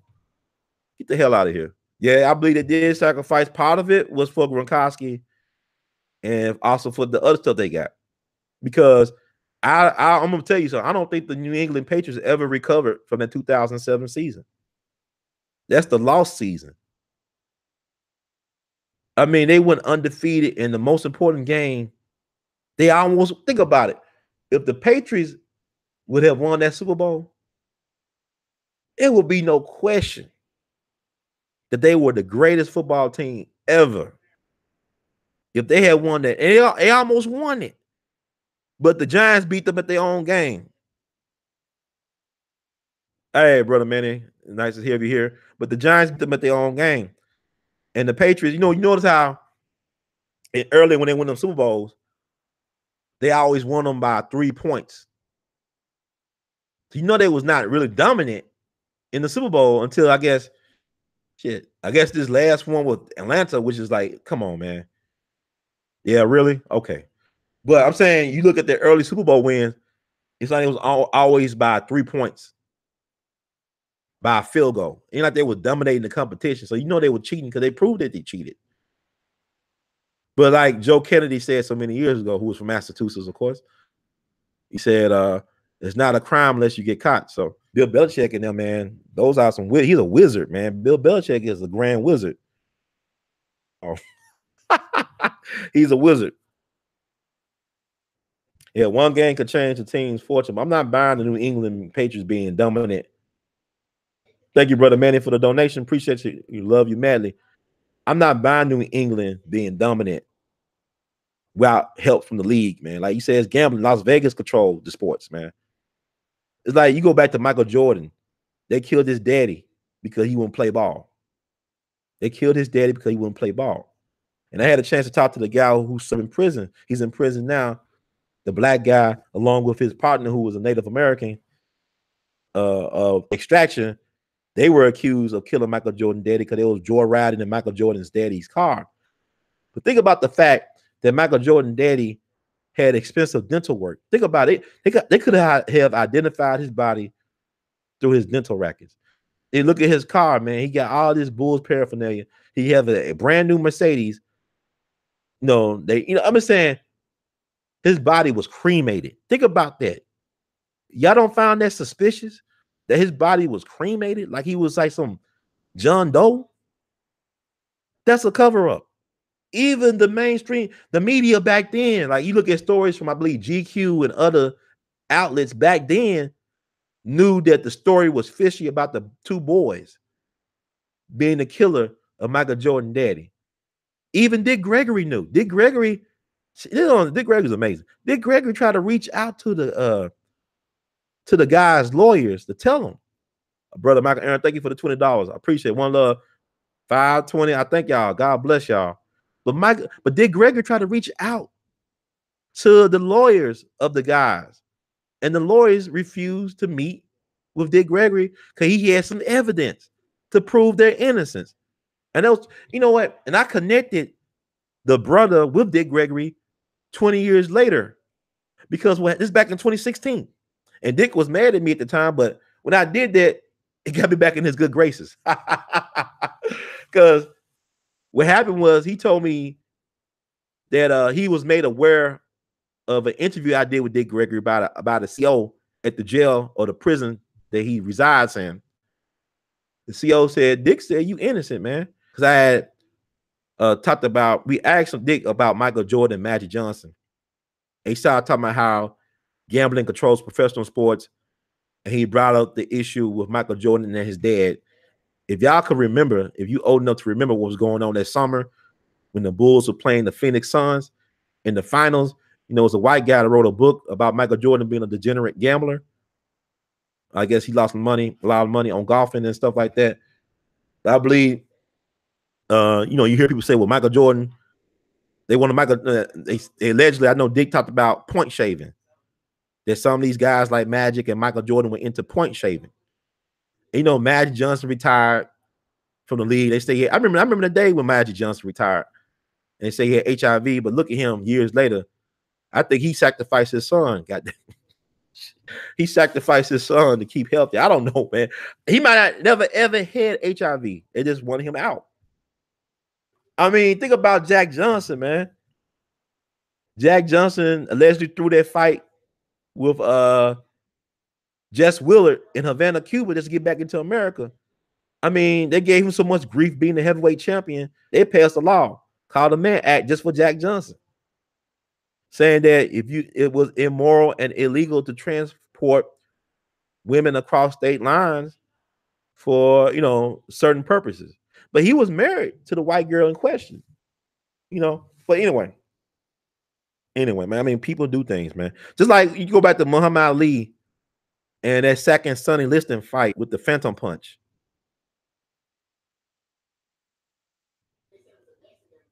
Probably an older outfit. The Chicago Mob was some gambling rackets heavy. Oh yeah, man. Mob. You think about the Mob, man. They control Madison Square Garden with boxing, man.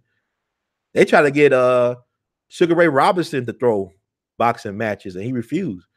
And I don't see how he was able to get away with it, because them guys. Think about Rocky Marciano. Rocky Marciano was undefeated. He was Italian American. But here's the thing, though. Rocky Marciano fought a lot of the great ones when they was like past their prime. These guys was past like Jersey Joe Walcott and Joe Louis. They were past their prime. It's not his fault when he was born. But you got to realize who died with Rocky Marciano in that plane crash. It was the son of a notorious Chicago mobster. He died with Rocky Marciano in that plane crash. I'm not implying anything, but I'm letting you know he was known for hanging around Goodfellas. And so this Italian stallion, this real Rocky, he's undefeated. So you look at Muhammad Ali with the Phantom Punch. Sonny Liston was controlled by the mob. They used him to break up union, as a union, break up the union strikes and whatnot. But Sonny Liston, how did he really die? There was a major cover up in Las Vegas about the way Sonny Liston died. They act like he had heroin or he's using needles and shit. He was afraid of needles. He had a phobia of needles. On his body, the authorities found his body earlier and left his body there for his wife to discover. Because when he died, his wife was on vacation. She wasn't at home in Las Vegas. And I tell you something, Las Vegas is a place where black male celebrities die strange deaths. I ain't just talking about Tupac. You got B.B. King. I can even go back to Wardell Gray in the 1950s, man. It was this great jazz tenor saxophonist named Wardell Gray. Phenomenal saxophonist. He used to play with Benny Goodman. He's known as the Thin Man, I believe. And they found him in the desert with his neck broke. And they never really confirmed how he died. You know, I think he was into heroin. And a lot of musicians were into heroin, but you got to think about it. The government was flooding the inner cities with heroin at the time. You know, Lucky Luciano got deported after helping United States Navy during World War II. He was in prison for white slavery charges. He was in prison. He was going to do 50 years in prison. But he made a deal with the government to protect the New York City docks and also help them with the logistics when they invaded Italy. So they allowed him to leave out of prison, but he had to leave the country. So from my understanding, Lucky Luciano was running drugs for the government from Italy. Like they used to meet in Havana, Cuba. You know, it's like crazy. I mean, it's just, all these people you think are so-called kingpins and all this stuff, they got those deals, man. Look at Whitey Bulger. He had a relationship with FBI. Yeah, he a gangster. You know, I'm just saying, you got to think about this stuff, man. This stuff is a game, man. It's like El Chapo. El Chapo worked with the feds, man. I'm not trying to, I don't know, you going to say that about El. Think about it. The DEA allowed 85% of the drug market in Chicago to be controlled by one cartel. El Chapo people had over 80% of the drug market in Chicago, right? He made a deal with the government to allow him to be the cartel as long as he probably was snitching on the other folks, right? That's how you get in like that. Think about, I go back to Barry Seal, right? You go back to Barry Seal, running drugs for the CIA, working with Pablo Escobar's cartel, and then would have you believe that Pablo Escobar was the person that hit Barry Seal when he probably was hit by the U.S. government. It probably came from Oliver North's camp, because the hitters that came from Barry Seal in Louisiana said it was a dude in a military, U.S. military uniform that told him where to go and who to get. Yeah, Wardell Gray, yeah, influenced Dexter Gordon. Wardell Gray, man, he was phenomenal. Him and Dexter Gordon was like, man, they were like competitors, man. They was like Magic and Michael. They were going at it. But I'm saying, stop buying this bullshit. Frank Lucas was an informant. Nicky Barnes, man, they all informant. Probably the only person that informed was John Gotti. He did his time. He informed. They probably killed John Gotti in prison because he was gonna get out on a technicality. Like the feds did something, they just went ahead and killed him in prison. They gave him their package. And I got this from other people. I don't know for sure, but I could believe that because the government got to break their own. Anytime an institution must break their own laws and codes to catch somebody in the act, to entrap somebody, they are dirty, vicious, insane thugs themselves. Like Dick Gregory said, this is insane, filthy thugs, right? Own laws to catch somebody, to entrap somebody. Like these brothers, I don't know, y'all can help me. The Liberty City 706, so like 11 years ago. These poor brothers down in Liberty City, they were Muslims, I believe. They were infiltrated. Their group was infiltrated by an FBI agent or informant, a government agent. And he put the idea out there that they should go blow up the Sears Tower in Chicago. Now, these black men probably didn't have a goddamn bus pass. They were poor. They were poverty-stricken residents of Liberty City in Miami. Yet you had this government agent was able to get his hands on 50,000 and whatnot, and they were able to entrap these brothers. And I don't know if they got out of jail, but the fact that, you know, they entrapped these guys. It was a government agent that provoked them to organize themselves, on this trip to Chicago. I think they had got $50,000 from the government through this agent to do something. But look up, I think it's called Liberty City 6 or 7. They do it all the time. Yeah, they probably did give John Gotti the cancer, because if you look it up, he was gonna get out on a technicality. According to somebody told me something, that the government did something and he was gonna get out on technicality, but he knew he was a dead man walking. Cause a brother I met up in Missouri, because John Gotti was in prison in federal penitentiary in Missouri. This guy did fair time in that same penitentiary, allegedly, as John Gotti. He told me some things that John Gotti told him I thought was interesting. Like they, oh yeah, John Gotti was Italian, and you know how it is. You think about Howard Beach, right? Howard Beach, what happened to Yusuf Hawkins up in New York? There's places in New York where black folks cannot go. You know where Eric Gardner was killed for them Lucy's? That's Staten Island. Some of the top gangsters in New York live in Staten Island. I believe Staten Island was where Paul Castellano had his White House that he built, that supposed to look like the White House in DC. And somebody mentioned Frank Matthews, Bensonhurst, yep, Brooklyn, Gangsterland. I mean, it's places where black folks could not go. You talking about the South? There were places in New York City that black folks could not go. They were now Howard Beach is one of them. And, you know, John Gotti's from Queens. Donald Trump's from Queens, right? And Queens is very interesting. I like Queens, actually. It's like very hustle. You know, there's some interesting folks up in Queens. Queens is very fascinating. You could drive your car there. You know what I'm saying? It's like a city outside New York where you can actually, like, you know, you could drive your car. You can have a car in Queens. But Queens is very fascinating. But yeah, you said Bensonhurst.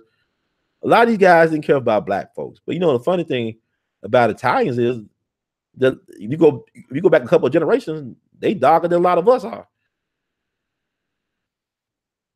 Donald Trump, I mean, when you're doing business in New York City, you got to work with gangsters. If you're in construction, you got to deal with the mob. So that's like that was just a business practice, man. You got to deal with organized crime. If you working to do any major construction project in New York, that's how they get their money, you know. But they allowed to operate by the law. Can you think about New York? Go back to Tammany Hall. See, yeah, they got to go through the politics. It's the politicians are the real gangsters, because they created prohibition. They create these drug laws. The politicians are the real gangsters because they play both sides. You know what I'm saying? They the real gangsters. Yeah, Italians, I mean, they've been invaded by Africa so many times. Yeah, you go to Sicily, they dark. You know, I had a professor in college in my undergrad years. He was one of my favorite professors. He passed now. He was an Italian from Boston. But he looked like he was a black. You can tell he got black in him. He got kinky hair and all this stuff. And he was talking about his African heritage. He was really into jazz. He was one of the main reasons why I really got into jazz, because we had a misunderstanding at first. It's kind of like one of those Spike Lee movies, you know, how he portrayed Italians and black relations. And then, like, he started playing Sun Ra. He had a documentary about Sun Ra that he played, and it blew my mind. I never knew about this Sun Ra cat. It's like this black man playing in his pajamas, space pajamas, in front of the Great Pyramids, and crazy philosophy about space is a place. That was my freshman year in college. That was 20 years ago. I'm old. But I'm saying, like, he played that documentary. I was only one or two black people in the class. There was another black boy in the class, black male student in the class. He saw what was on. He said, "What the fuck is this shit?" And he went to sleep. And I said, "What is the fuck this shit is?" I never heard this Sun Ra dude. And I told the Italian professor, "Hey, look, man, you gotta tell me some more about Sun Ra, man." And then that got me into jazz. And then I started finding out about the history of Memphis music. It blew my mind. But y'all need to check out Sun Ra. If y'all not hip to Sun Ra, man, it'll change your life, man. Because Sun Ra was so ahead of the curve, right? Sun Ra knew that black folks were already here before there was a Columbus. It's you could YouTube this. It's an interview he did on a Detroit TV show back in the early 80s. This beautiful black woman with natural hair. I mean, she was ahead of her time, right? And she was interviewing Sun Ra. And he said something to the fact that when he go to Egypt, he let them know that, hey, you know, black folks are the original people of Egypt. And they'll tell them stuff like, yeah, we know that, but y'all don't know that. And he said, well, black folks messed up was the fact that we gave up our government to be with them, meaning the white people. And he was referring to black folks in America. You know, basically he was saying that black folks was already here, and that, you know, in order to, you know, be friendly or be with the white people, we gave up everything, and we've been paying the price ever since that time. So space is the place. I know, Brother Daniels, that I brought up, man. I love Sun Ra, man. I hope I'm looking forward to try to bring Sun Ra to Memphis some type of way, hopefully this year. But man, it's crazy, man. There's so much stuff out here. But like, you know, that's why it's important to have these type of conversations, because they're not going to have this on the mainstream. And getting back to the Oscars, I got to say, because Denzel Washington, he got nominated for Roman J. Israel, and that movie was not that good. Now, it was like a fire stick movie, and but Denzel wasted talent. I mean, he was good, but the storyline was shit. He should have won for Fences, but they gave it to Casey Affleck this year. That's why they didn't nominate. And I believe they gave James Franco's spot to Denzel, because James Franco could not win this year because they don't want two people with questionable past when it comes to sexual misconduct winning, alleged sexual misconduct on James Franco part. And like I said before, what's funny, like Scarlett Johansson, she did, I don't know, I think she did more than one Woody Allen movie. And yet they made it. I mean, it's nitpick. It's weird to me. I don't know what the rules are. Because Harvey Weinstein, like Selma Hayek, I mean, nobody's, like Judge Joe Brown said, nobody's forcing you to be on that casting couch. You could just get a regular job and not be, you know, living that dream. And I guess like Meryl Streep is the exception. I guess Meryl Streep did not steep her way to the top because she don't have the type of venom some of these women are having against, because you need male allies. We need each other. Like black men and black women need each other. She probably, I don't know. Mildred Gaddis, the Me Too, that started Me Too. I seen Man Who Stared Go. You know, I think gonna win a lot in the Oscars is the Frances McDormand, that movie 3 Billboards Outside of Ebbing, Missouri, or I call it Misery. I think Frances McDormand is going to win because of the climate, and she's a fantastic actor. Don't get me wrong; she's married to one of the Coen brothers. They very sadistic sometimes in their movies. Y'all ever seen Miller's Crossing and stuff? I like Miller's Crossing, but I think Frances McDormand is going to win Best Actress for that role, and also Sam Rockwell might win Best Supporting Actor. He's nominated along with Woody Harrelson. They both played in that movie 3 Billboards Outside of Ebbing, Missouri, which deals with a woman confronting the police department over investigating the murder and the rape of her daughter. So she put up these 3 billboards to remind the chief to investigate what happened to the investigation to my daughter's rape and murder. And man, at the same time, the chief is dying from cancer.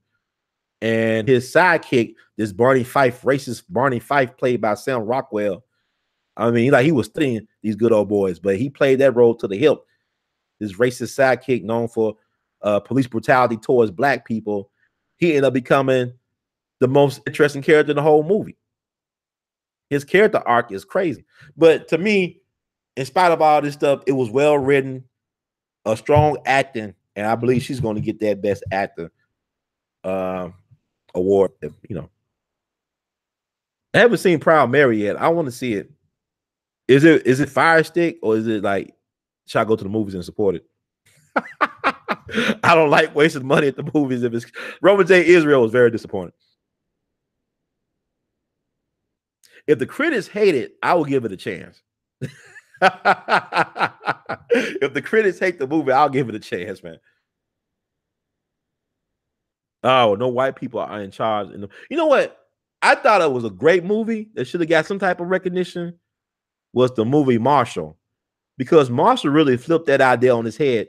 Like you said, normally you used to seeing a white savior, but Marshall played the black savior in his own story. He saved the white boy and gave him purpose.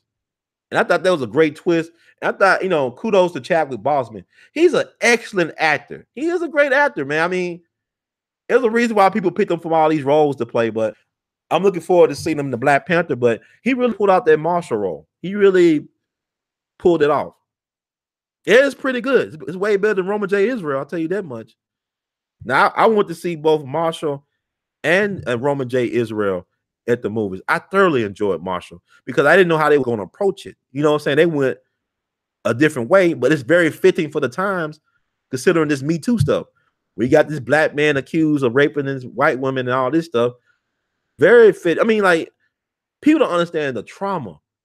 You know, white women have been behind a lot of white women have been devious in this process. They have been disingenuous about the whole thing. Because these feminists, they don't want to destroy their white man. They want their white man's respect. But you got some of these black feminists, they want to destroy the black man. And like the black man is really in charge of them. That we live in, we got a patriarchy in the black community that does not exist. Hell, you got households where men are non-existent. It's like when I saw that Master of None episode that won, I think, a Golden Globe or an Emmy last year. Very powerful about Thanksgiving. I think that was season 2, where the sister and talking about the Thanksgiving she spent with an Anzari character, and the process is coming out to her family during Thanksgiving and let them know she's a lesbian. Very powerful piece of propaganda. There was no presence of a black male in that whole 30-minute show. Male in the picture, all black women, which I thought was fascinating. And the only man of color there was Anzari. I mean, I just think it's interesting how they doing to the black male. They trying to get rid of us, man. And you know what's sad about it? You know what's sad? Eric Monty tried to warn us back in the 70s. Yeah, y'all know who Eric Monty was, right? Eric Monty was the guy who helped create Good Times, The Jeffersons. He actually had the idea for the Cosby Show. I think Ed Weinberger, got it. And Ed Weinberger, I met him at Baba Dick's funeral, and I might interview him sometime in the very near future. Ed Weinberger is the guy credited with creating the Cosby Show. He was Dick Gregory's and Bill Cosby's comedic writer back in the early days, and he's very wealthy. But you'll never know. He got a low profile. You never know this guy got all this money and connections. And he was the guy that's supposed to try to buy NBC with Bill Cosby 20 years ago, and that's when they killed his son, Ennis. But he was a business partner of Bill Cosby. They were trying to buy NBC Network, and then Ennis got killed. But Eric Monty paid a price, man. He tried to warn the NAACP. He tried to warn Jesse Jackson that the Hollywood was trying to destroy the black family image, especially the black male. He was the one that made sure that James Evans was on Good Times. They didn't want no black father figure on Good Times. Y'all look at the E! True Hollywood story and stuff like that. But Eric Monty paid the price for being a whistleblower, for being a truth teller. And what's that movie? What's that movie that Cooley High? That's his life story. He's from Cabrini Green Projects in Chicago. Cooley High is his life story. That's Eric Monty's life story. He made a lot of money. He wrote that. That's his story. And he tried to warn black folks about what Hollywood was doing in terms of trying to destroy the black family image. He could not find a lawyer. He fell out with Norman Lear. I don't know if y'all know who Norman Lear is, but he's the guy behind a lot of these black people. He's behind the Archie Bunker show. He's behind the Jeffersons, Good Times.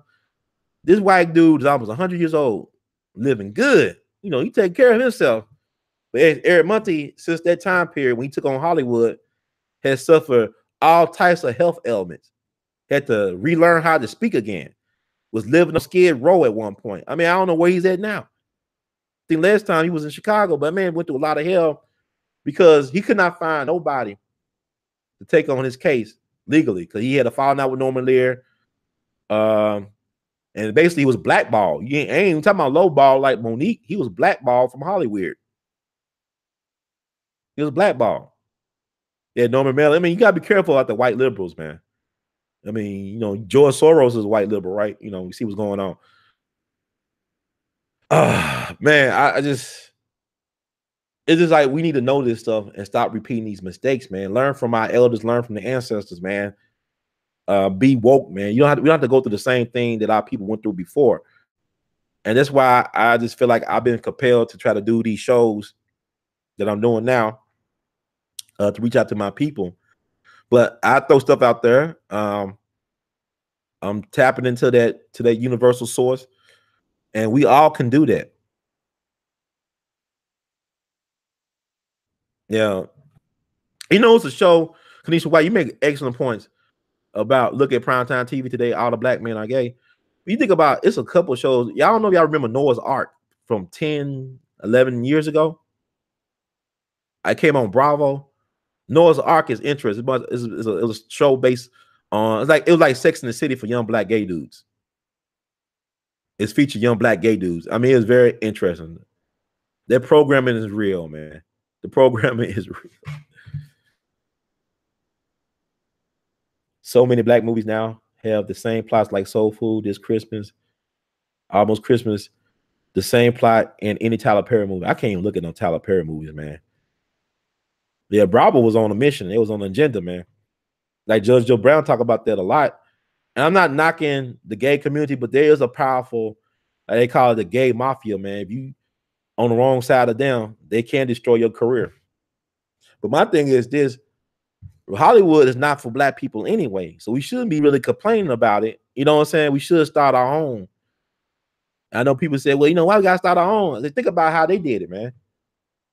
Them Jews started Hollywood, man. They were serious.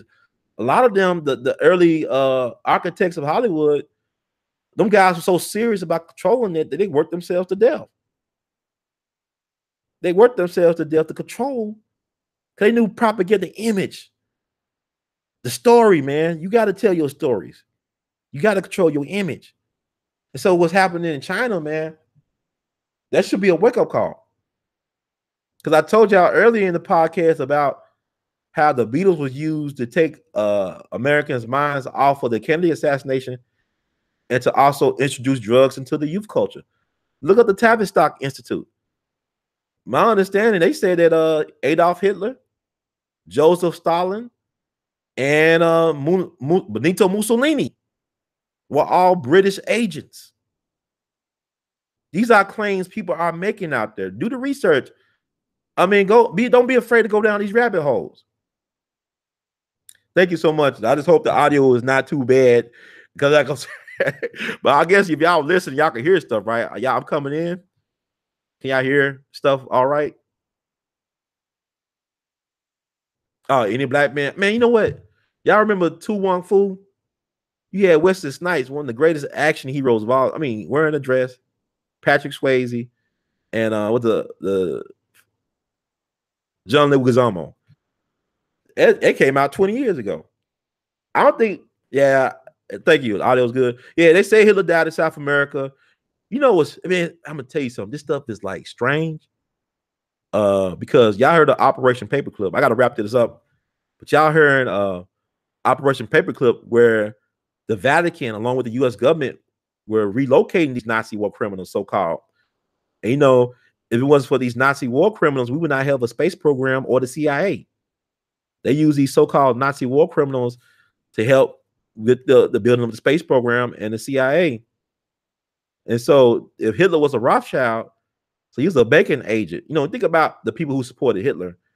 It was an American white businessman, and the banking system supported Hitler. So it was like, make me think he probably was a Rothschild. So like with Bill Clinton, how they sold out organized labor when they signed the NAFTA trade agreement. That's globalization. That's New World Order. Bill Clinton sold out organized labor for Goldman Sachs. And Goldman Sachs was Obama's biggest campaign contributor. The government is basically Goldman Sachs. Think about all the last Secretary of Treasury. They were all Goldman Sachs connected.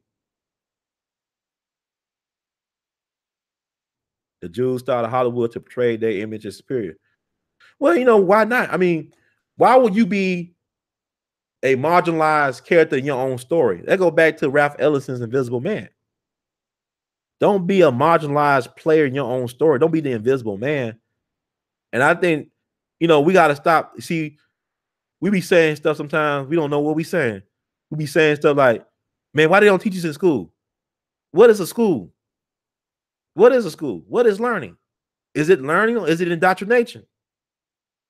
Why do you think your enemy should have a high opinion of you? What Malcolm X say? He said only a fool will let their enemy be the primary educators of their children. Why would your enemy teach your children to be competitive with their children? They got to compete for the same resources, jobs, positions. Why would your enemy want you to succeed? Why are you looking for validation from your enemy? It's the same thing with these award shows, like Jada Pinkett talking about, the Golden Globes and not getting Oscar nods. Look, man, look, it's the white people stuff. That's their stuff.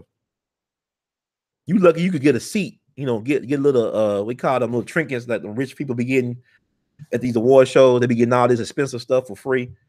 It's funny when you got money, they give you stuff for free, but when you broke, you got to pay for everything. They give you stuff that broke folks got to pay for. You rich, you get it for free. It's crazy.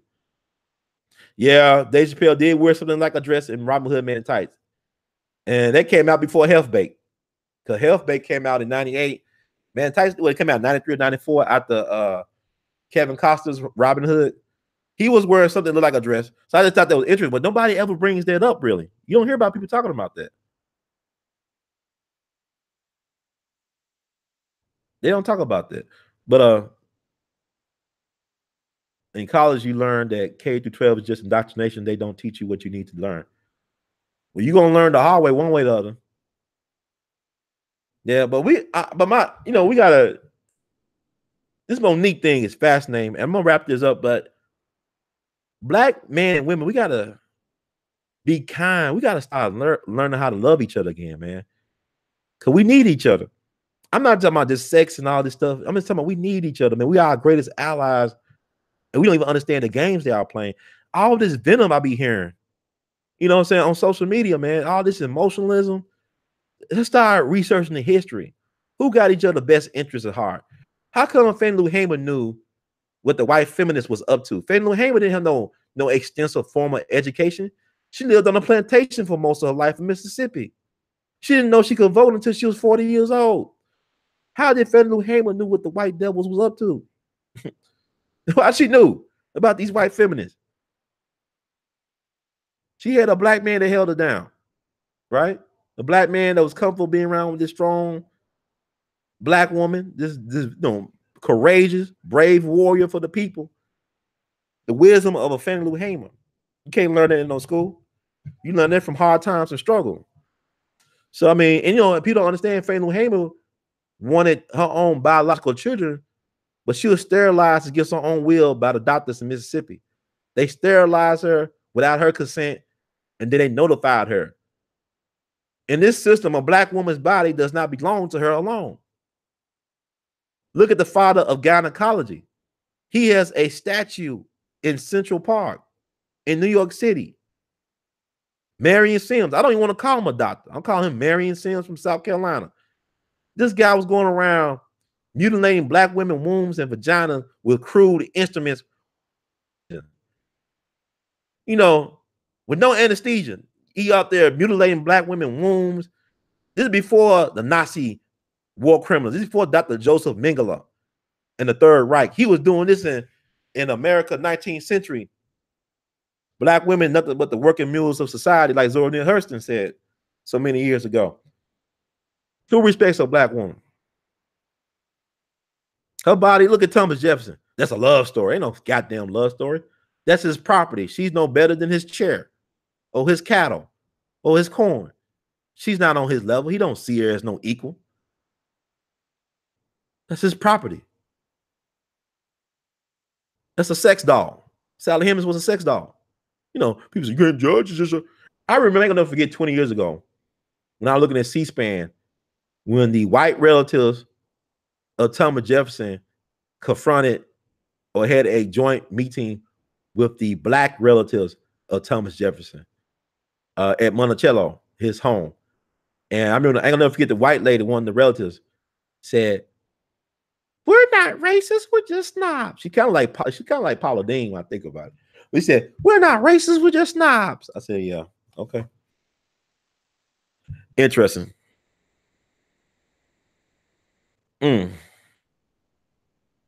Yeah, I mean, who's gonna tell her story though as a rape story? You know what I'm saying? Reese Taylor I mean, it's sickening, man. This black woman suffered all those. I can't imagine. She died in the same place where they raped her. She died in Abbeville, Alabama. She was living somewhere. You look into her story. She got married twice. She lost her child, the daughter that she was going home to at the church when she was gang raped. That daughter I believe, died in a car accident in the 60s, I believe 67. And she got grandchildren, great grandchildren, I believe. But I mean, can you imagine? She was 24 years old when she got raped like that, and she lived to be what, almost 98. She lived to be almost 98 years old. She was 3 days. Let's say she was 98 years old. Can you imagine living with that for decades? And then the state of Alabama in 2011 said, "Oh, our bad. They confessed. We should have indicted them." They had 2 times to indict these people. They did this to this black woman at the age of 24. They failed to, and in 2011, they say they sorry, and then she get a trip and visit to the White House. Man, do you know who we are? There are many rape stories, but white America won't acknowledge them. They will require empathy. That it is sterilized offender. But also, what I'm saying is, think about Willie McGee. This brother got the electric chair in 1940s Mississippi, 1950s Mississippi, for raping a white woman that he was having an affair with. They had a consensual affair, but the white woman panicked and he was electrocuted for rape. And till his last day, he said it was consensual. He told the guy who put him in the chair, the prosecutor, he said, "Look, she wanted it as much as I did." He kept to his story to the end. Let's keep this brother over alleged rape, man. And I was at a book signing. This white man from Jackson, Mississippi wrote a book about, it's called The Eyes of Willie McGee. It's a good book. The Eyes of Willie McGee. This is back in 2010. I went to a book signing at a Davis Kid in Memphis. I met a white lady from that same town that Willie McGee, an alleged victim, was from. She told me, "Wow, no problem. We all knew that they were screwing. We all knew that, but it was different times. Long we don't get caught. Long we don't get caught, it's not a crime." But everybody knew that they had an affair. They knew, but she got caught, and to protect white womanhood, he had to fry, which he did. But the white lady told me, I don't forget that old white lady said, "We all knew they was doing something." I talked to Medgar Evers' brother, Charles Evers. He almost 100 years old. He was born September 11, 1922. And we talked about this. He said, because he voted for Trump. He was proud to meet Trump, all that stuff. But he's his own man. And Charles Evers is an interesting brother, man. But he talked about how the white women were, he was working at a job at a diner. And he said the white woman, one of the waitresses, would rub her breast on him. He said, "Leave me alone." "I don't want no trouble, miss." He said, "I ain't want no trouble." And she would expose herself to him. He actually had to run away from home because of that incident, because he didn't want to get lynched. But he said he had his share of white women below the Mason-Dixon line. He had his share. Man, I remember talking to freedom fighters from the Freedom Summer of '64. They said they had all types of free love going on. they had swirl mancers in safe houses. That's another story. That's a story that's going to be told very soon, I think. They had a lot of swirl mancers going on. I also told you about the sister Dory Latner, who was the love interest and inspiration and muse of Bob Dylan. Bob Dylan has a thing for black women. He was dating this sister. She lived in Mississippi in Tougaloo College. Would visit her, come from Minnesota, New York City, all the way down below the Mason-Dixon line, writing songs about her. I mean, yeah, swirl mancers, man. The American dream. It's like it's interesting. A lot of these civil rights leaders, a lot of them at that time, they got white girlfriends, white wives. You think about, okay, Sidney Poitier and Harry Belafonte, they both married black women at first, and they end up marrying white women. Or you think about Dr. King wanted to marry a German immigrant. He wanted to marry a white woman before he married Coretta. But his family did not approve, not because she was white, but because she was below his status in society. She was a working class white woman. and Dr. King was upper class. It was upper middle class black folk. So Dr. King was going to be arranged to be married to Maynard Jackson, the first black mayor of Atlanta. He was going to be married to his auntie who passed away recently. She was an opera singer. She was beautiful. But their family had a strong bond. But he was going to marry her at first, or he was going to marry the white woman at first, but his family did not approve. And it was just be too crazy. I don't see him bringing no white woman down to Atlanta or to Alabama as his wife. It was not convenient, but somehow he ended up marrying Coretta Scott King, and the rest is history.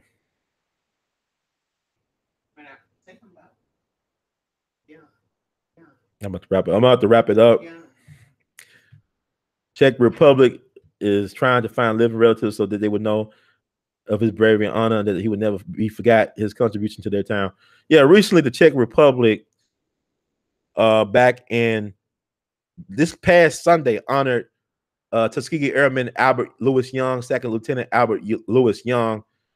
He is the only U.S. black pilot to die in the Czech Republic, which was known as Czechoslovakia, in World War II.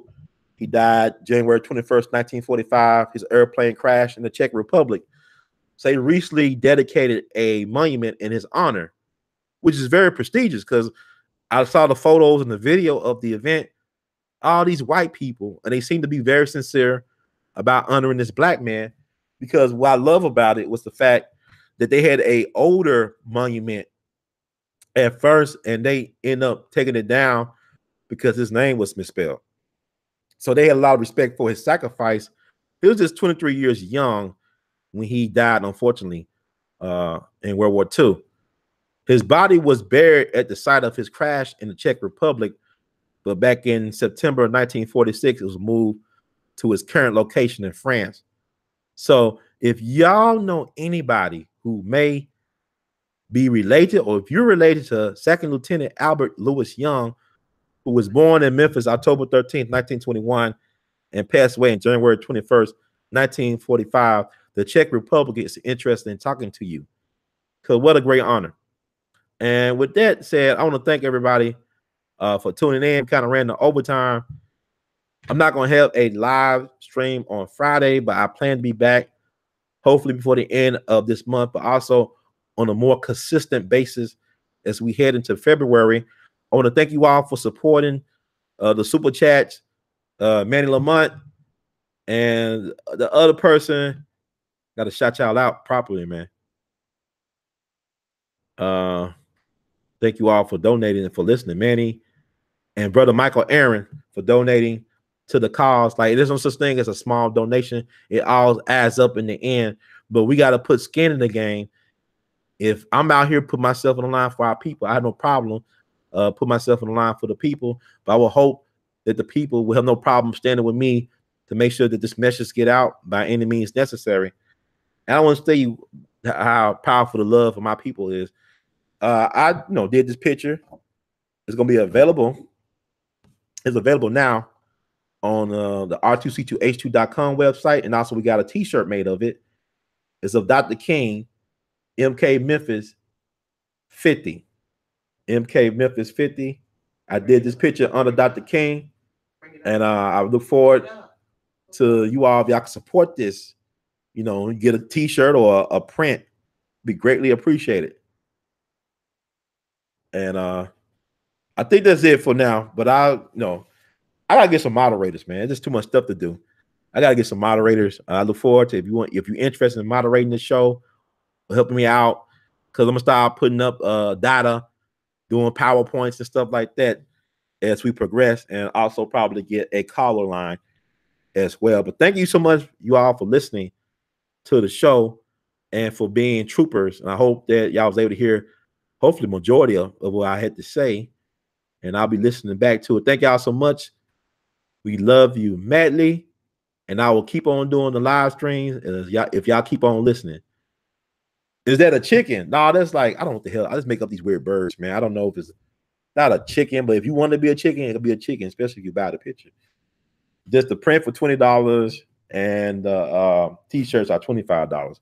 But I gotta do a better job promoting this stuff, man. I'm not used to promoting things like this. But we do what we got to do. And bless y'all and take care. And I'll check out Undrip. We love you madly. Keep on producing and pushing.